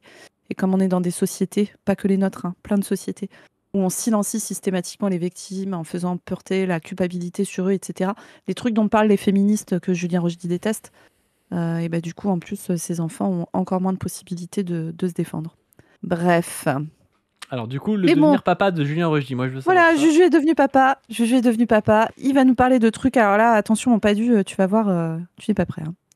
J'ai beaucoup d'amis, notamment masculins, qui m'ont dit, avant d'avoir un enfant, oui, tu verras les premiers mois, bébé, Ah bah, c'est surtout pour la mère, quoi, le bébé. Et moi-même, je croyais ça comme un gros macho, comme le gros macho que j'étais. Je me disais, ouais, le bébé, c'est un truc de gonzesse. Et nous, les hommes, on est intéressés par les enfants, davantage par le potentiel qu'ils peuvent avoir, sur ce que l'on peut en faire. Il y a quelque chose presque d'abstrait dans la façon d'appréhender l'enfant chez l'homme, alors que la femme, il y a tout de suite une dimension immédiate, une dimension concrète. La femme, bah, voilà, c'est elle qui est censée se torcher les fesses. Le pire, c'est que là, j'ai failli être désastreuse, j'allais dire. Je vois ce qu'il veut dire. Parce que t'as l'allaitement, par exemple, qui peut être un moment où c'est plus concret pour les femmes que les hommes si les femmes allaitent, tu vois. Donc, Ouais. il pouvait y avoir. Puis il y a aussi porter un enfant. Tu vois, porter un enfant, c'est un truc. Bon, à part pour des hommes trans qui regardent les utérus, mais dans l'immense majorité des cas, c'est pas Porter, ça. tu veux dire pour la grossesse. Pour la grossesse. Pour la Parce qu'après, grossesse. tu peux faire du portage avec ton nouveau-né quand tu es Bien un sûr. homme, hein, bien sûr. Bien sûr. Mais je veux dire, tu as un rapport concret quand t'es une meuf cis avec un enfant qui est pas le même que quand t'es un homme cis. Parfaitement. Le truc, Mais c'est du que coup- le gars, il te dit. Non, mais ce qui est concret, c'est de torcher le cul. Alors, torcher le cul, les hommes et les femmes peuvent le faire, tu vois, genre, ça n'a aucun C'est ça. sens. C'est ça. Et donc là, tu vois, Juju, qui depuis des années nous rebat les oreilles avec la biologie, les trucs qui sont ancrés dans la biologie, etc., etc. Juju, vous allez voir, vient de découvrir qu'en fait, peut-être que même s'il y a des faits biologiques, c'est-à-dire du coup une des personnes du couple porte la grossesse, accouche, éventuellement allaite et pas l'autre, une fois qu'on a mis ces faits biologiques-là, en fait, tu peux quand même être un mec et nouer du lien très fort avec ton bébé dès le début. Et attention, spoiler, peut-être que les conditions matérielles dans lesquelles tu es jouent dans le fait que tu vas aller contre ta biologie et t'occuper d'un bébé. C'est incroyable. Moi, juste petite parenthèse, je trouve incroyable l'air qu'il a. Il a un côté Macron, tu sais, qui a aussi ce côté un peu Jean Dujardin, tu sais, ce côté du français qui t'explique la life et qui est fier Comme de ça, lui, là. tu vois. C'est ridicule, quoi. Là, tu vois, il a Vraiment, acheté un fauteuil club, une petite bibliothèque, il a mis un globe terrestre en bois là pour faire un peu vieux. Il a tenté de mettre un micro, mais il a quand même un son de merde. Et puis c'est parti, quoi. S'occuper de tous les petits trucs vraiment matériels, concrets, immédiats. Alors que l'homme, il y avait... Alors, il y a un aspect concret chez l'homme aussi, puisque c'est l'homme doit apporter la food on the table, comme disent les Américains, doit apporter les ressources. La foudre, l'américanoïde. L'américanoïde, hein, comme d'habitude. Hein. Qui dit l'homme doit porter la food on the table? Personne Je dit sais ça. pas, il a trop lu de Jordan Peterson, hein, c'est catastrophique. Hein. Jordan Chose pour que Peterson, l'enfant- Heidegger et Nietzsche, hein. les trois penseurs de Julien Rochdy. Le meilleur, c'est Nietzsche entre les trois. L'enfant puisse se développer et que la mère puisse se sentir en sécurité. Mais sur l'enfant en lui-même, il y avait dans une vision masculine peut-être un petit peu dépassée, quelque chose d'un peu abstrait. C'est-à-dire que c'était qu'un potentiel, un devenir sur pattes qui pouvait récupérer le nom de famille, l'héritage et continuer la famille. Et je vais parler de ça parce que c'est aussi une donnée importante. Mais il y a quelque chose de plus abstrait. En tout cas, moi, j'étais dans cette abstraction-là. Le bébé, bon, allez, un bisou. Mais c'est bizarre en plus parce que c'est un devenir. C'est à la fois un devenir et un être quel âge, je veux dire. Encore une fois, c'est jamais des dialecticiens, les mecs. Tu vois, c'est à la fois un potentiel C'est adulte. les deux. C'est les deux en fait, tu vois. Enfin, quand Mais tu oui. vois un enfant, tu te dis à la fois, bah, qu'est-ce qu'il va devenir, et à la fois, il est là devant toi, tu vois. Enfin, c'est Mais bizarre de se dire juste l'un ou l'autre. Voilà, on aide un peu la maman, mais voilà, c'est un bébé, ça chiale, ça bouffe, ça chiale. Ah, c'est pas très intéressant. Et j'ai des copains qui me disaient ça. Ils me disaient, tu verras, c'est plutôt à partir de 2, 3 ans, 4 ans que là, tu peux avoir des interactions avec ton enfant et ça devient quelque chose d'exceptionnel, ça devient quelque chose de génial. Franchement, il commence à te parler, à te poser des questions, tu peux commencer à lui apprendre des trucs, faire des cabanes et tout. Les premières années, enfin les premiers mois, tu verras, c'est chiant. Faire des cabanes. C'est vraiment l'imaginaire, tu sais, aussi de Oui. la préhistoire avec les hommes qui allaient à la chasse. Et... Tu sais, c'est les mecs, genre, quand leur meuf attend un enfant, tu sais, ils croisent les doigts pour que ce soit un mec. Et si c'est une femme, ils soufflent. C'est ça, c'est ça, c'est ça. Et c'est les mêmes gars qui ensuite, tu vois, donc les gosses, ils ont respectivement 6 et 4 ans. Je parle pas de Juju, hein, qui du coup n'a pas fait ça. Je parle des potes de Juju, là. Ces mêmes gars, donc les gosses ont 6 et 4 ans. Ils ont jamais lavé le gosse, jamais nourri le gosse, jamais géré les inscriptions à l'école du gosse, jamais géré de renouveler les fringues en fonction de la taille qu'il fait. Ils connaissent pas la pointure et machin, et machin, et machin. Ils ont jamais fait tout ça. Ils ont raconté à leurs potes qu'ils faisaient des cabanes. Bon, ils ont fait 2 cabanes hein, dans la vie du gosse de 6 ans. Hein, voilà, ils ont fait 2 après-midi cabanes. Et puis de temps en temps, ils répondent à une question quand ils sont pas occupés à faire autre chose. Et la meuf se barre, décide de se séparer parce que globalement, elle a une vie de merde avec lui. Il est chiant et tout, il est pas agréable. Ça se passe mal, voire même il baise ailleurs. Enfin voilà, alors que leur deal c'était la monogamie et tout ça. Et d'un coup, ils vont se dire putain, mais en fait, je sais pas m'occuper de mes gosses. Putain. Du coup, ils demandent pas la garde alternée parce qu'ils savent pas faire. Et après, ils ont l'enfant un week-end sur 2, et puis après, ils vont faire ouin ouin, j'ai pas la garde de mon enfant, ouin ouin. Et après avoir raconté à tous leurs potes, non, mais tu verras, les bébés, c'est de la merde, faut pas s'en occuper. À partir de 4 ans, ça commence à être cool, tu peux faire une cabane. Bref. Et voilà, hot take de mon mec qui s'occupe de ses enfants. Alors, pas parce que c'est un être humain incroyable, mais aussi parce qu'il est dans des conditions matérielles où il a sa meuf qui, 3 soirs par semaine, finit très tard parce qu'elle est médecin de campagne. Et du coup, il s'occupe, il sait les laver, les nourrir, les machins, les trucs, gérer les inscriptions à l'école, les inscriptions au club de foot et tout ça. Hot take de mon mec, c'est que quand il discute avec des gars qui parlent de leurs enfants, il est là, non, mais attends, t'occuper de ton gamin, c'est pas 2 heures par semaine faire des caplas avec lui. Alors c'est cool de faire des caplas avec ton môme, mais t'occuper de ton gamin, c'est tous les jours et c'est sur des trucs très matériels, concrets, ceux où précisément les potes de Juju leur a dit tu vas voir, ça c'est de la merde, c'est pour les meufs, nous on fait autre chose. C'est les mêmes qui font ouin ouin derrière, ouin ouin, je vois pas mes gosses. Incroyable. Alors moi, ce que je confirme aussi, c'est que dans la pas du team, il y a quelqu'un comme Chris qui s'occupe de ses gamines. Moi, je l'ai vu. En plus, c'est un gars intelligent, Chris, vous savez. C'était l'anniversaire de sa plus petite et qu'est-ce qu'il a fait? Il a reçu 8 gamines et il a mis dans la boucle la grande pour animer le truc des gamines, tu vois. Donc ce mec est vraiment un génie. Du coup, il dit à sa meuf, t'inquiète, je gère tout l'après-midi avec 9 gamines qui gueulent et tout à la maison. Et en fait, il fait gérer par sa grande, tu vois. Ça, c'est génial, je trouve, comme truc. C'est un peu de l'exploitation, mais c'est de l'exploitation soft. Bah oui, c'est de l'exploitation soft, avec de l'amour derrière, bien sûr. Et en désaccord total, par retour d'expérience. Alors peut-être parce que je me suis beaucoup investi dans cet enfant, dans cette relation, parce que je travaille de la maison et tout, c'est peut-être aussi ça. Mais je trouve que depuis le jour 1, c'est exceptionnel, vraiment. Bah oui, c'est ce que t'as bourgeois, Juju. C'est ce que t'as le temps de faire. Donc en fait, Juju, il s'est arrêté longtemps, il s'est beaucoup occupé de son bébé. Depuis le début, il est très investi et il découvre que du coup, il sait faire et qu'en fait, c'est cool. Mais c'est incroyable, Juju. Mais du coup, Juju, peut-être qu'il n'y a pas que les idées, les envies, l'envie de se suicider, je sais pas quoi, mais peut-être que les conditions matérielles dans lesquelles on met les mecs jouent sur le fait qu'ils sont capables de s'occuper d'un enfant. Peut-être que le fait, par exemple, si on pouvait avoir des congés parentaux longs aussi pour les hommes, par exemple 6 mois minimum, ça créerait le fait que les hommes savent s'occuper de leur môme. Que du coup, on raconte pas que c'est la biologie, je sais pas quoi, que le bébé, c'est pour la mère, parce que nous, on s'en bat les couilles, et puis que nous, on fera des cabanes quand il aura 4 ans, une fois. Puis après, une fois qu'on se sépare, on va faire ouin ouin, on s'occupe pas de nos gosses, tout en ne demandant pas la garde alternée, parce qu'en fait, on sait pas faire. Peut-être, Juste, tu parlais d'un congé paternité qui serait plus grand, mais tu pourrais même imaginer qu'il commence avant l'accouchement. Tu vois. Bah oui. Parce qu'avant un accouchement, tu as énormément de préparatifs, de choses, et en fait, c'est un peu bizarre de se dire... en fait, tu as la mère qui est en congé pour des raisons physiques, mais c'est pas que physique en fait, tu vois. Et qu'elle puisse être soutenue par quelqu'un qui, du coup, a un arrêt de travail. Je sais pas, ça n'avait pas forcément besoin que ce soit 6 semaines ou je sais pas quoi, mais ça pourrait être 2 semaines, tu vois. Sur les dernières semaines de grossesse, ce serait pas forcément déconnant. Quoi. Bah oui, carrément, pour préparer l'arrivée, être sûr que tout est prêt, que tu as toutes les affaires dont tu as besoin, assister aux cours de préparation à l'accouchement pour pouvoir notamment aider ta meuf au moment où elle accouche, parce qu'il y a des choses qu'on peut faire, des endroits où appuyer pendant les contractions pour soulager un peu les douleurs. On peut aussi aider sa meuf à allaiter si elle souhaite allaiter. Parfois, au début d'un allaitement, c'est cool d'avoir quelqu'un qui est avec toi et qui t'aide à tenir le bébé, etc. Surtout, tu viens d'accoucher, tu es fatigué, parfois l'accouchement n'a pas été facile et tout. Tout ça, c'est des choses qui sont très aidantes et qui nécessitent de prendre du temps et de donner du temps au père. Et il y a des inégalités de répartition de tâches qui sont créées par le fait que les pères reprennent trop tôt, que du coup les mères restent à la maison. On parle du cadre cis-hétéro là, désolé. Mais c'est aussi des choses qu'on peut voir dans des couples homo, d'ailleurs, des couples de femmes notamment. L'une des deux porte la grossesse et pas l'autre. En fait, il y a une inégalité de répartition de tâches qui est créée par le fait que le parent qui n'a pas accouché retourne au travail très tôt. Et du coup, toi, toute la journée, tu es toute seule avec ton bébé. Tu deviens une sorte d'experte de ton bébé. Et en plus, tu peux faire une dépression postnatale, tu peux être fatiguée. On a des sociétés où les jeunes mères sont très seules, etc. Donc, c'est difficile. Ça peut être difficile. On peut se sentir pas légitime, pas forte, pas machin, pas truc. Le fait d'être seul renforce tout ça. Et du coup, le soir, quand l'autre personne rentre, du coup, soit il fait pas les trucs, bon, comme ça au moins c'est réglé, comme les pâtes à Juju, soit il essaye de les faire, mais toi, comme tu es beaucoup plus experte que lui et que tu es stressée et tout, tu regardes, puis tu le laisses pas forcément faire parce que il fait pas exactement comme toi tu veux. Enfin, vous voyez les dynamiques de merde que ça crée.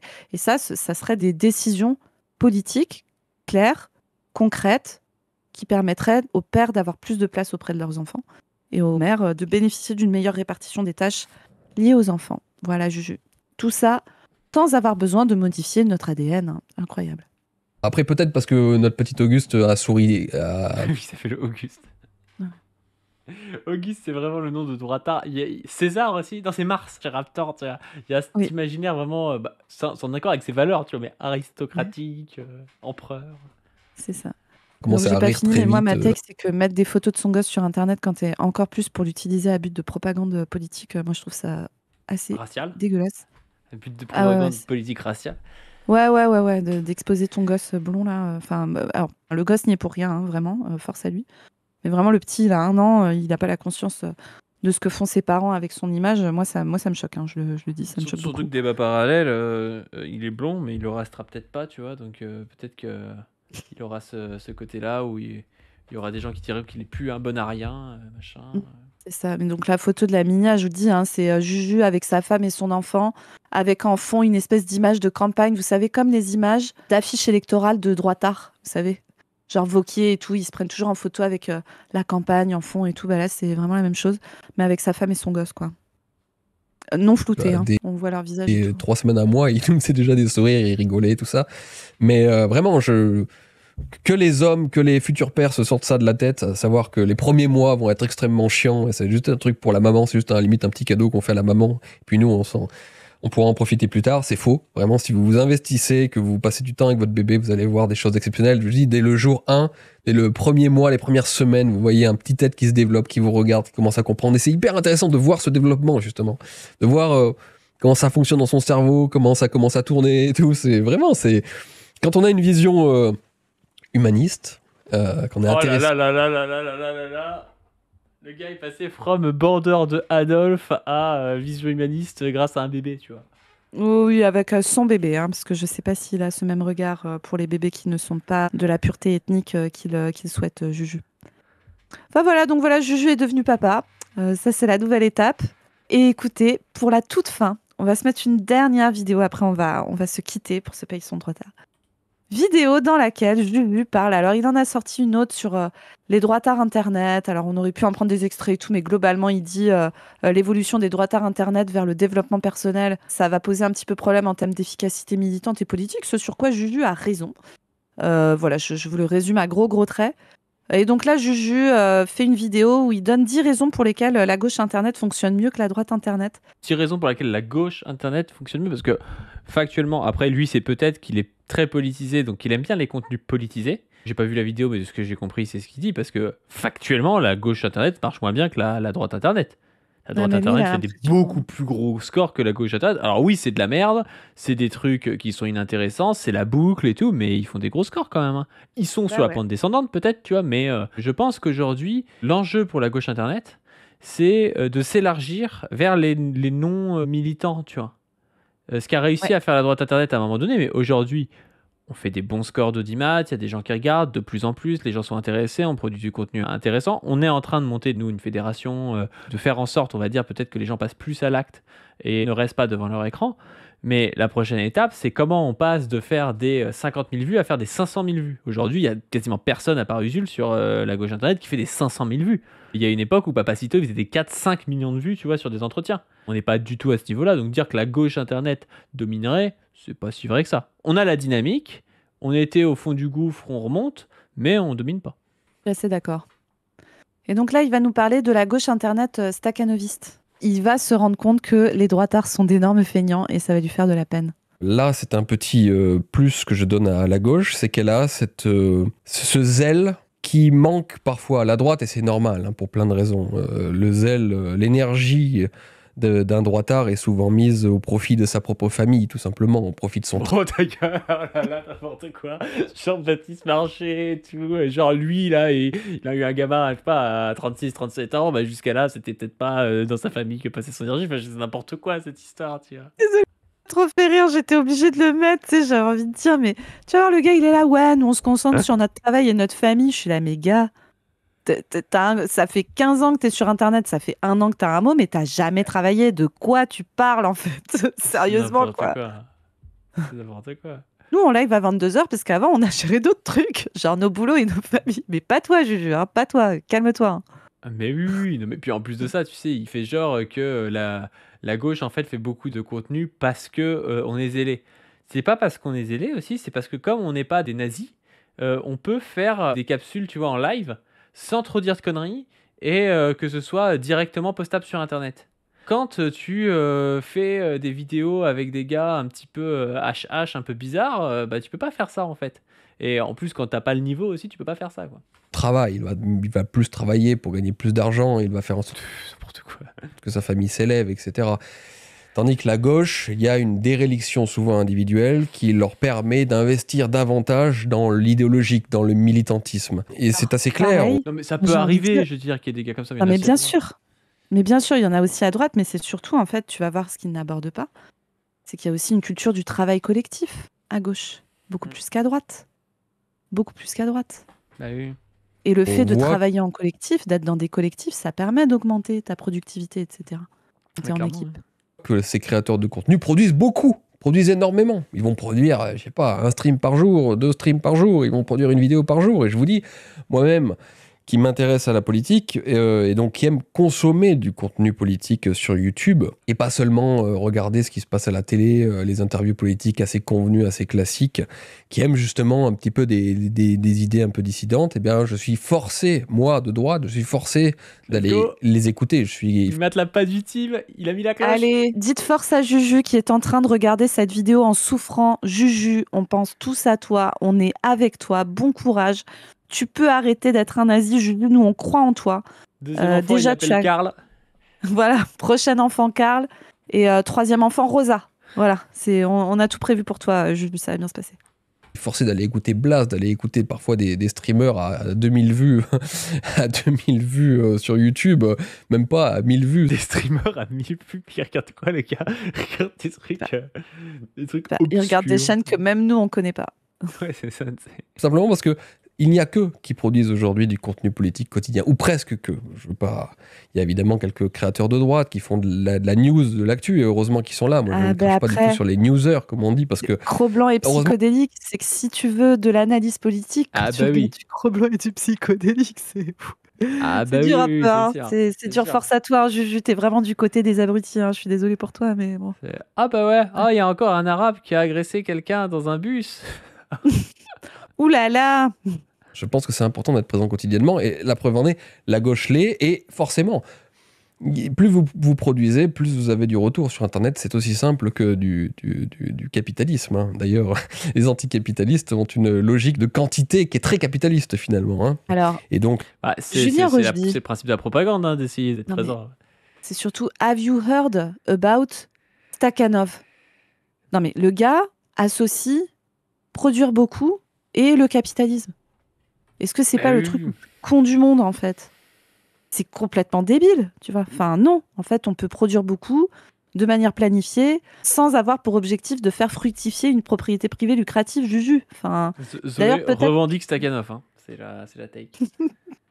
mais non, mais c'est complètement teubé, tu vois. Enfin, justement, comme tu le dis, à but de propagande et tout, parfois, tu trouves plus de motivation à faire du travail collectif et militant pour te battre sur des choses auxquelles tu crois, pour une transformation de la société, que pour faire tourner ta petite boutique.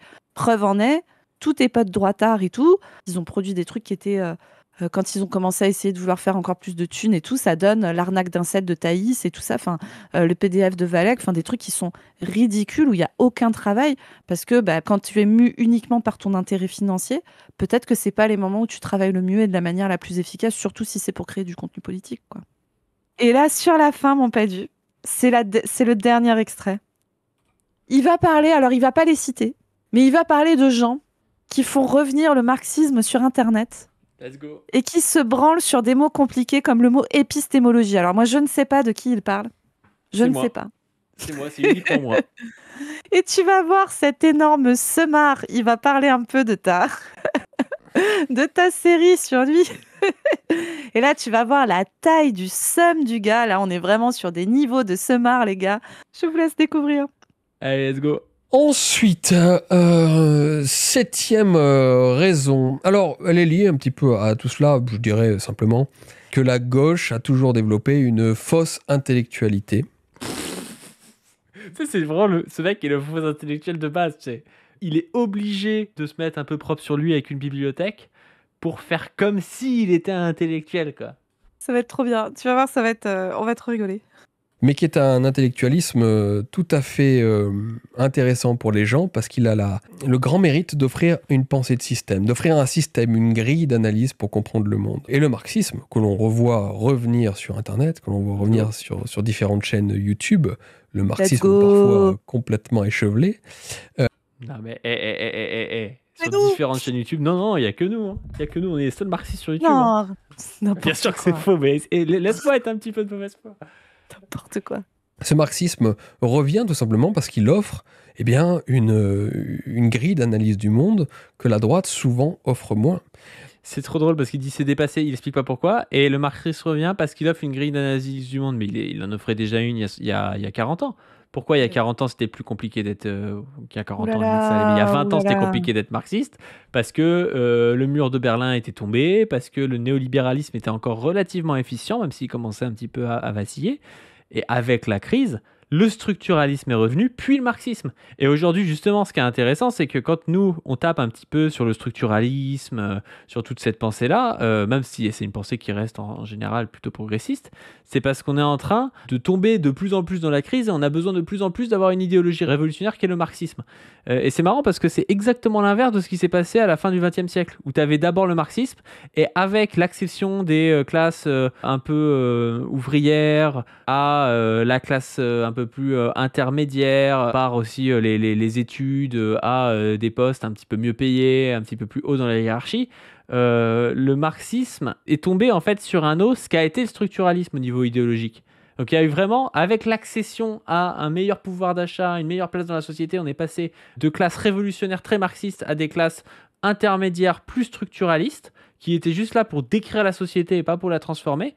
Et maintenant que les classes intermédiaires sont en train de se reprolétariser à la faveur ou à la défaveur de la crise, on a la transformation du structuralisme en marxisme, ou l'opposition des deux qui est encore en train de se jouer. Je trouve que c'est hyper clair et que ça s'explique par le matérialisme et pas par on sait pas, c'est marxiste sur Internet. Ah non, le maximum de matérialisme de Juju, c'est que le marxisme sur Internet remonte parce qu'il y a des vidéos tous les jours, parce que les gens n'ont pas d'enfants et de travail à gauche. Hein. Voilà, c'est ça la take. Hein. La droite a assez peu d'analyse globale et complète et totale du monde. Et d'ailleurs, la droite généralement se défie de ces analyses systémiques du monde. Je parlais de Nietzsche par exemple. Alors moi je pense que Nietzsche offre quand même une grille d'analyse, des lunettes, comme j'ai dit, pour observer le monde. À plusieurs reprises j'ai comparé la philosophie nietzschéenne à des nouvelles lunettes que l'on pouvait obtenir pour voir, pour comprendre les relations entre les individus. Vous avez le darwinisme social qui peut un peu être le darwinisme, la pensée de l'évolution qui peut être Il confondent un truc. Nietzsche et le darwinisme social, c'est assez proche. Herbert Spencer, des mecs comme ça, tu vois. Et là, d'un coup, il dit le darwinisme, donc la pensée de l'évolution. Bah non, la pensée de l'évolution, justement, est contre. Darwin était contre le darwinisme social. Darwin, dans la filiation de l'homme, justement, il répond sur la question de l'homme et justement, il n'est pas dans la guerre de tous contre tous. On en a parlé tout à l'heure. Allez lire les trucs de Patrick Thor, allez voir, tapez Patrick Thor sur Internet, allez voir ce qu'il fait un petit peu. Ou allez voir ma vidéo qui s'appelle Nietzsche en plâtre et penseur en carton, où je reviens aussi sur Patrick Thor et sur le darwinisme. C'est assez intéressant. D'ailleurs, c'est la vidéo la plus vue de la chaîne principale, je crois. Ouais, mais tout ça, pas dû. Moi, je pense que c'est un peu du faux intellectualisme. Hein. J'ai pas confiance. Hein. C'est vrai. Le darwinisme, la pensée de l'évolution, qui peut être une pensée totalisante pour comprendre les relations entre les hommes, les mécanismes et les phénomènes sociaux, etc. Mais on l'emploie relativement peu, le darwinisme social à mauvaise presse. Et puis vous avez le christianisme, bien sûr, qui est une vision du monde également. Mais il y a peu de créateurs de contenu, il y en a, qui résument tout et réduisent tout à la pensée chrétienne pour comprendre le monde et la politique. Je veux dire, il y a plus de thomistes absolus, en tout cas il y en a de moins en moins qui pourraient appliquer donc une grille de lecture chrétienne pour comprendre tous les phénomènes mondiaux, politiques, géopolitiques, etc. Tandis que le marxisme, lui, a la prétention d'être une épistémologie permettant de comprendre entièrement le monde, et donc quand on est à la recherche évidemment d'une compréhension. J'ai l'impression qu'ils se demandent comment ça se fait que le christianisme n'arrive plus à expliquer totalement le monde et que le marxisme y arrive, tu vois. Non. C'est parce que les influenceurs cathos, ils font moins de vidéos sur Internet parce qu'ils ont des enfants et un travail, pas du, c'est pour ça. N'importe quoi. Ça peut être vachement intéressant lorsqu'on est un intellectuel ou simplement quelqu'un qui réfléchit au monde. Ça peut être hyper intéressant d'aller de ce côté-là pour avoir clé en main une compréhension totale et logique de l'existence. Et en plus Et pour l'instant, il n'y a pas de critique. Il dit, les mecs arrivent à tout expliquer. Il te dit, ouais, Chris est trop fort. Il est en train de dire Chris est trop fort. Il a Il dit a une Chris. compréhension totale et logique du monde. Il a dit le problème de Chris, 2 points, trop fort. C'est ça qu'il a dit. Ouais. Et en plus, il fait la parallèle un peu avec le christianisme. Et je pense qu'il a en tête le graphique et l'étape de la loi, tu vois. Je pense qu'il est précis là-dessus. C'est possible. Les gauchistes se permettent très souvent, et ça fait partie du job, hein, on le sait bien, d'ajouter un jésuitisme qui est une sorte. Let's go, let's go, let's go. Let's go, c'est nous. Ah bah oui, on prend. Jésuitisme, on prend. Ouais. Les jésuites, c'était des gens qui étaient prosélytes. Voilà, contrairement aux jansénistes qui étaient très il faut pas faire ci, il faut pas faire ça, il faut pas pardonner les péchés et tout ça. Bah, les jésuites, eux, disaient faut faire au cas par cas. Faut pas appliquer en mode on va excommunier tout le monde, on fait au cas par cas. C'est de la casuistique. Et nous, justement, souvent avec Chris et Zoé, quand on parle des gens les plus gauchistes au sens léniniste du terme, au sens ils s'enferment dans un truc et tout, on parle de jansénisme. Parce que le jansénisme, c'est vraiment cette vision-là, qui est une vision tragique. C'est quand tu peux pas transformer le monde, que tu surinvestis de manière esthétique et intellectuelle les valeurs que tu veux porter. Quand tu peux transformer le monde, quand tu vois que ça peut passer, bah là, c'est plus simple de s'ouvrir et se dire, bah non, on va franchir le pas, on va faire une alliance avec machin, on va prendre le pouvoir et tout. Mais quand tu es dans une position où tu n'as pas forcément intérêt à changer le monde, bah, tu te retrouves à sublimer en pensée et en esthétique tes valeurs. Et Lucien Goldman, il parle de ça dans un livre qui s'appelle Le Dieu caché, qui est son grand livre le plus connu, où il explique justement, en gros, que la bourgeoisie d'Europe, c'est-à-dire des bourgeois qui avaient acquis le caractère héréditaire des charges juridiques, eh ben, sont devenus jansénistes. Pourquoi ? Parce qu'ils avaient les valeurs révolutionnaires de la bourgeoisie sous le féodalisme, mais le fait qu'ils obtiennent une hérédité des charges, ils devenaient un peu comme la noblesse. Et donc leurs valeurs bourgeoises, ils ne pouvaient plus les faire passer dans la révolution, parce qu'ils risquaient trop à la révolution. La révolution aurait peut-être balayé l'hérédité des charges. Or, l'hérédité des charges, c'était un privilège qu'ils venaient d'avoir. Et donc, ils sublimaient leurs valeurs bourgeoises dans une espèce de pensée tragique où ils pouvaient un peu rien en faire, quoi. Et donc ça donnait des gens qui étaient hyper sectaires et qui étaient plus dans l'esthétique et dans la pensée, quoi. En gros, je vous résume ça rapidement, vous pourrez en parler avec Chris qui connaît bien mieux le sujet que moi. Mais voilà la différence entre jansénisme et jésuitisme. Et nous, justement, on est plutôt dans le jésuitisme et ça nous fait plaisir que Rosie dise ça de nous, en tout cas.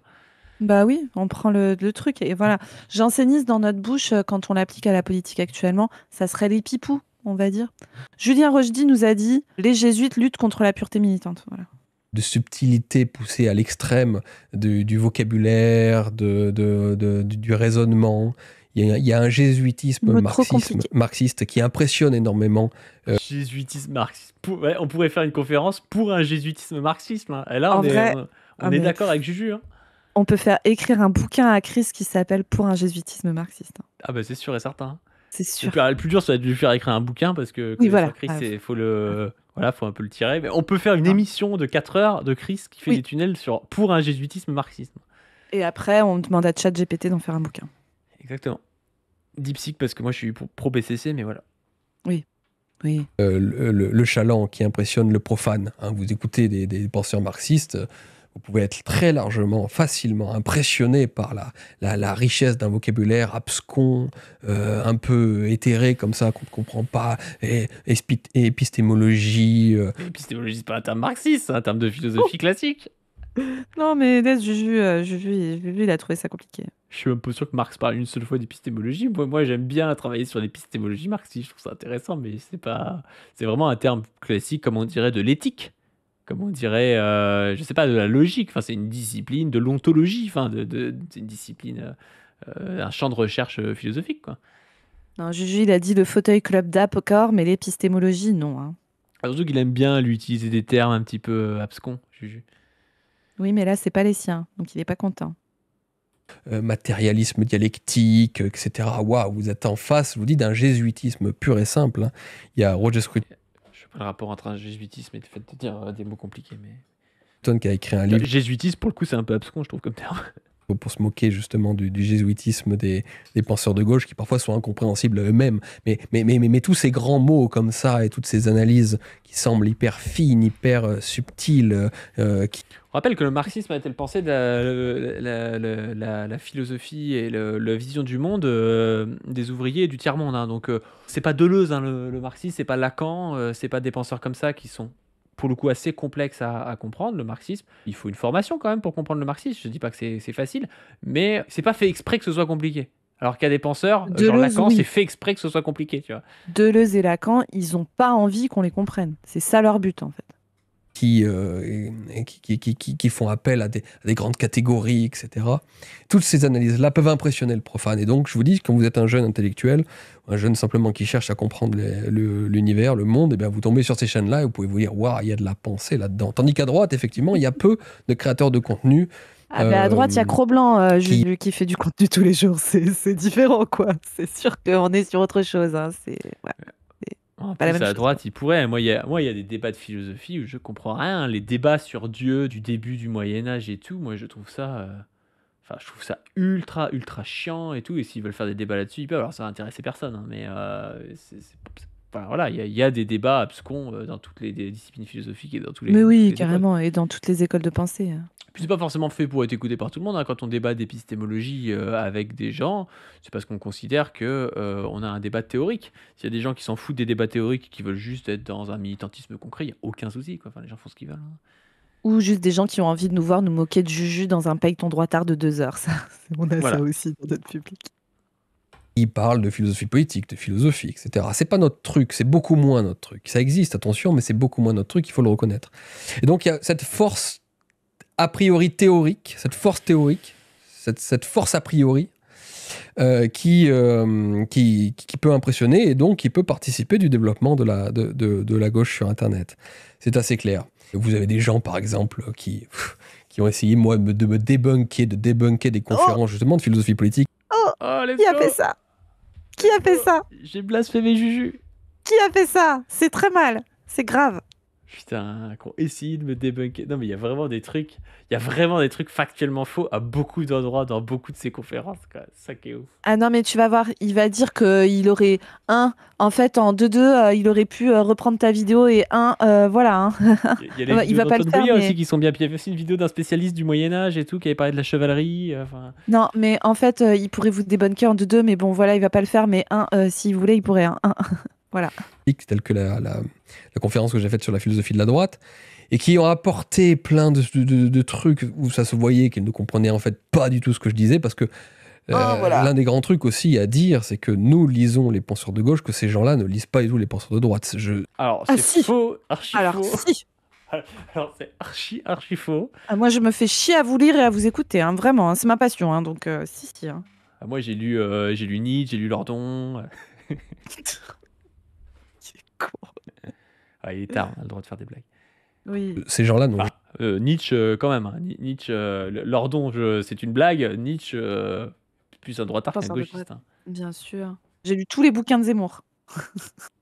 Pas trop un penseur. Après, hein, moi, mais j'ai bon. pas lu les bouquins de Rushdie. Donc, c'est sûr que les bouquins de Rushdie, je me suis pas fait chier à les lire, tu vois. Mais en même temps, je les ai pas. En même temps, ça coûte 20 balles et tout. Il y a autre chose à acheter que les bouquins de Rushdie, tu Mais peut-être qu'il va nous les envoyer vois. Ouais. gratos. En presse. Ah bah ouais.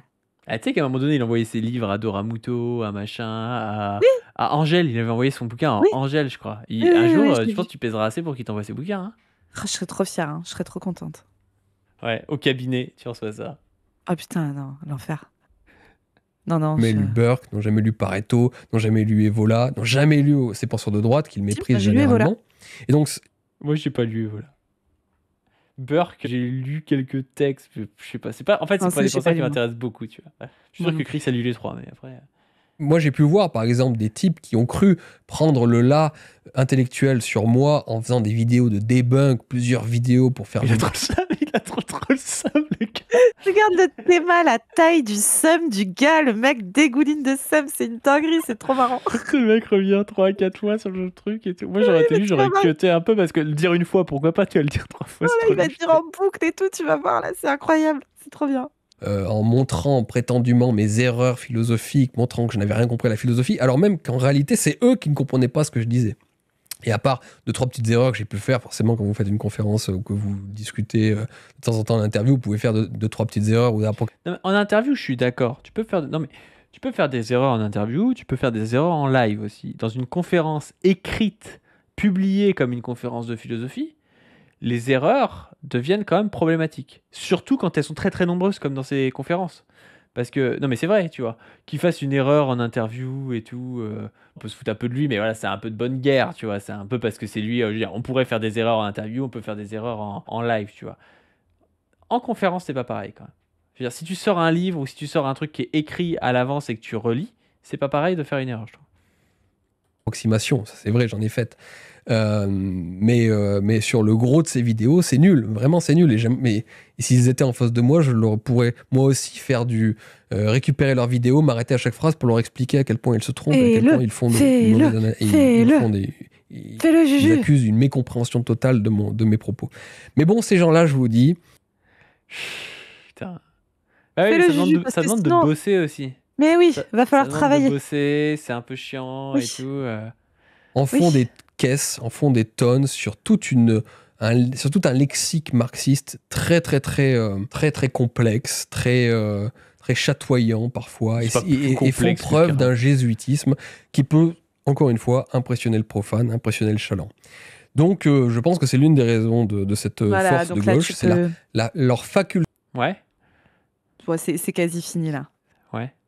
Mais en gros, tu vois, là, pendant plusieurs minutes, ils utilisent des mots compliqués. Ils font une pensée qui fait système et qui permet de créer un projet politique cohérent. Et tout ce qu'ils ont dit, c'est n'importe quoi. Je pourrais expliquer pourquoi c'est n'importe quoi, mais je vais pas expliquer pourquoi c'est n'importe quoi parce que j'ai pas envie. Mais quand même, c'est n'importe quoi et tout. C'est trop ridicule, quoi. C'est trop bien. Bref, voilà, c'était notre dessert avec Juju, mon padu. Alors, t'en as pensé quoi de ce Paye-ton droitard? Est-ce que ça t'a fait plaisir de replonger dans tes amours de jeunesse, dans ton Juju, qui est un des droitards que tu as le plus étudié quand même? Je pense, ouais, c'est un des droitards que j'ai le plus étudié. Non, ça me fait plaisir de prendre des nouvelles de Juju. J'ai l'impression qu'il est pas pire qu'avant, même que la paternité, tu vois, l'a un petit peu ouvert. Il est toujours très sûr de lui-même, toujours un peu affirmer des trucs. Mais là, dans les derniers extraits que tu m'as montrés, il avait le seum sur nous, mais il en parlait. Il parlait de son bébé. Non, je veux dire, ça a commencé au départ par des apologies d'Adolphe. Ça finit par des trucs un peu moins pires, peut-être, tu vois. C'est ça. La paternité va-t-elle rendre Julien Rochdy moins con? Alors bon, si la paternité arrêtait de rendre les gens d'extrême droite, j'ai envie de dire Joseph Goebbels, Joseph Goebbels n'aurait pas fini à buter ses 7 enfants dans son bunker au moment de la chute du régime nazi. Donc voilà, mais par contre, effectivement, les conditions de parentalité en contexte d'avènement des luttes féministes et donc de participation des pères à l'éducation des enfants, parce que ça a peut-être arraché le cul de Juju qu'on lui dise ça, mais la raison pour laquelle il s'est rendu compte que les bébés, ça le concernait aussi, c'est grâce aux luttes féministes, cher Juju. Il y a 50 ans, tu n'aurais pas touché ton fils. Et t'aurais dit, comme tes potes, nanana, c'est de la merde des bébés, ça fait que bouffer et chier et tout. Bref, mais voilà, en tout cas, on a eu une belle rétrospective de Juju qui a envie de revenir dans le game. Alors, je vous le dis, on va traiter un peu du Juju avec Chris aussi, parce que Juju a un avis sur le fonctionnement général du monde et de l'économie. Alors, autant vous dire que c'est du poulet pour mon Chris, on va bien rigoler. Mais voilà, il est de retour sur Internet, il a envie de refaire de la politique à l'inverse des autres influenceurs d'Internet de droite qui partent vers des trucs développement personnel, monter bon business, etc., qui abandonnent le côté lutte. Julien, lui, il a envie d'y retourner. Il a l'air d'être dans un mood union des droites. Ça a l'air d'être ça son dada. Il avait soutenu Zemmour en 2022, donc on va voir. Est-ce qu'il va aller vers une alliance, tu sais, Retailleau Bardella Zemmour, tu sais, un truc un peu comme ça. On va pouvoir observer tout ça. Et donc ça va être intéressant de le regarder parce que Juju fait partie des droitards qui parlent de stratégie et tout ça. Et donc nous, c'est intéressant pour nous de regarder tout ça pour pouvoir mieux aiguiser nos couteaux et se battre fort contre eux, n'est-ce pas? Voilà. Let's go. Bah nous, on va aller se coucher parce qu'on travaille demain. Voilà. Oui. Il est 2h du mat. Voilà. Ça va un petit peu piquer. Sur ce, n'hésitez pas à donner sur le Tipeee, à vous abonner à cette chaîne, à ma chaîne perso, pas du PADU, sur laquelle vous retrouvez la playlist sur Julien Rochdy. N'hésitez pas aussi à vous abonner à la chaîne de Zoé, Zoé-YT. Allez voir les Paye-ton droitard sur la playlist de Paye-ton droitard sur Pas du Team, à vous abonner à nos Twitter, nos Insta, TikTok. À aller voir Position Revue sur leur site Position Revue, sur laquelle est sorti un article sur le fascisme et l'écologie récemment. Et sur ce, on vous dit à plus. À plus tout le monde, salut.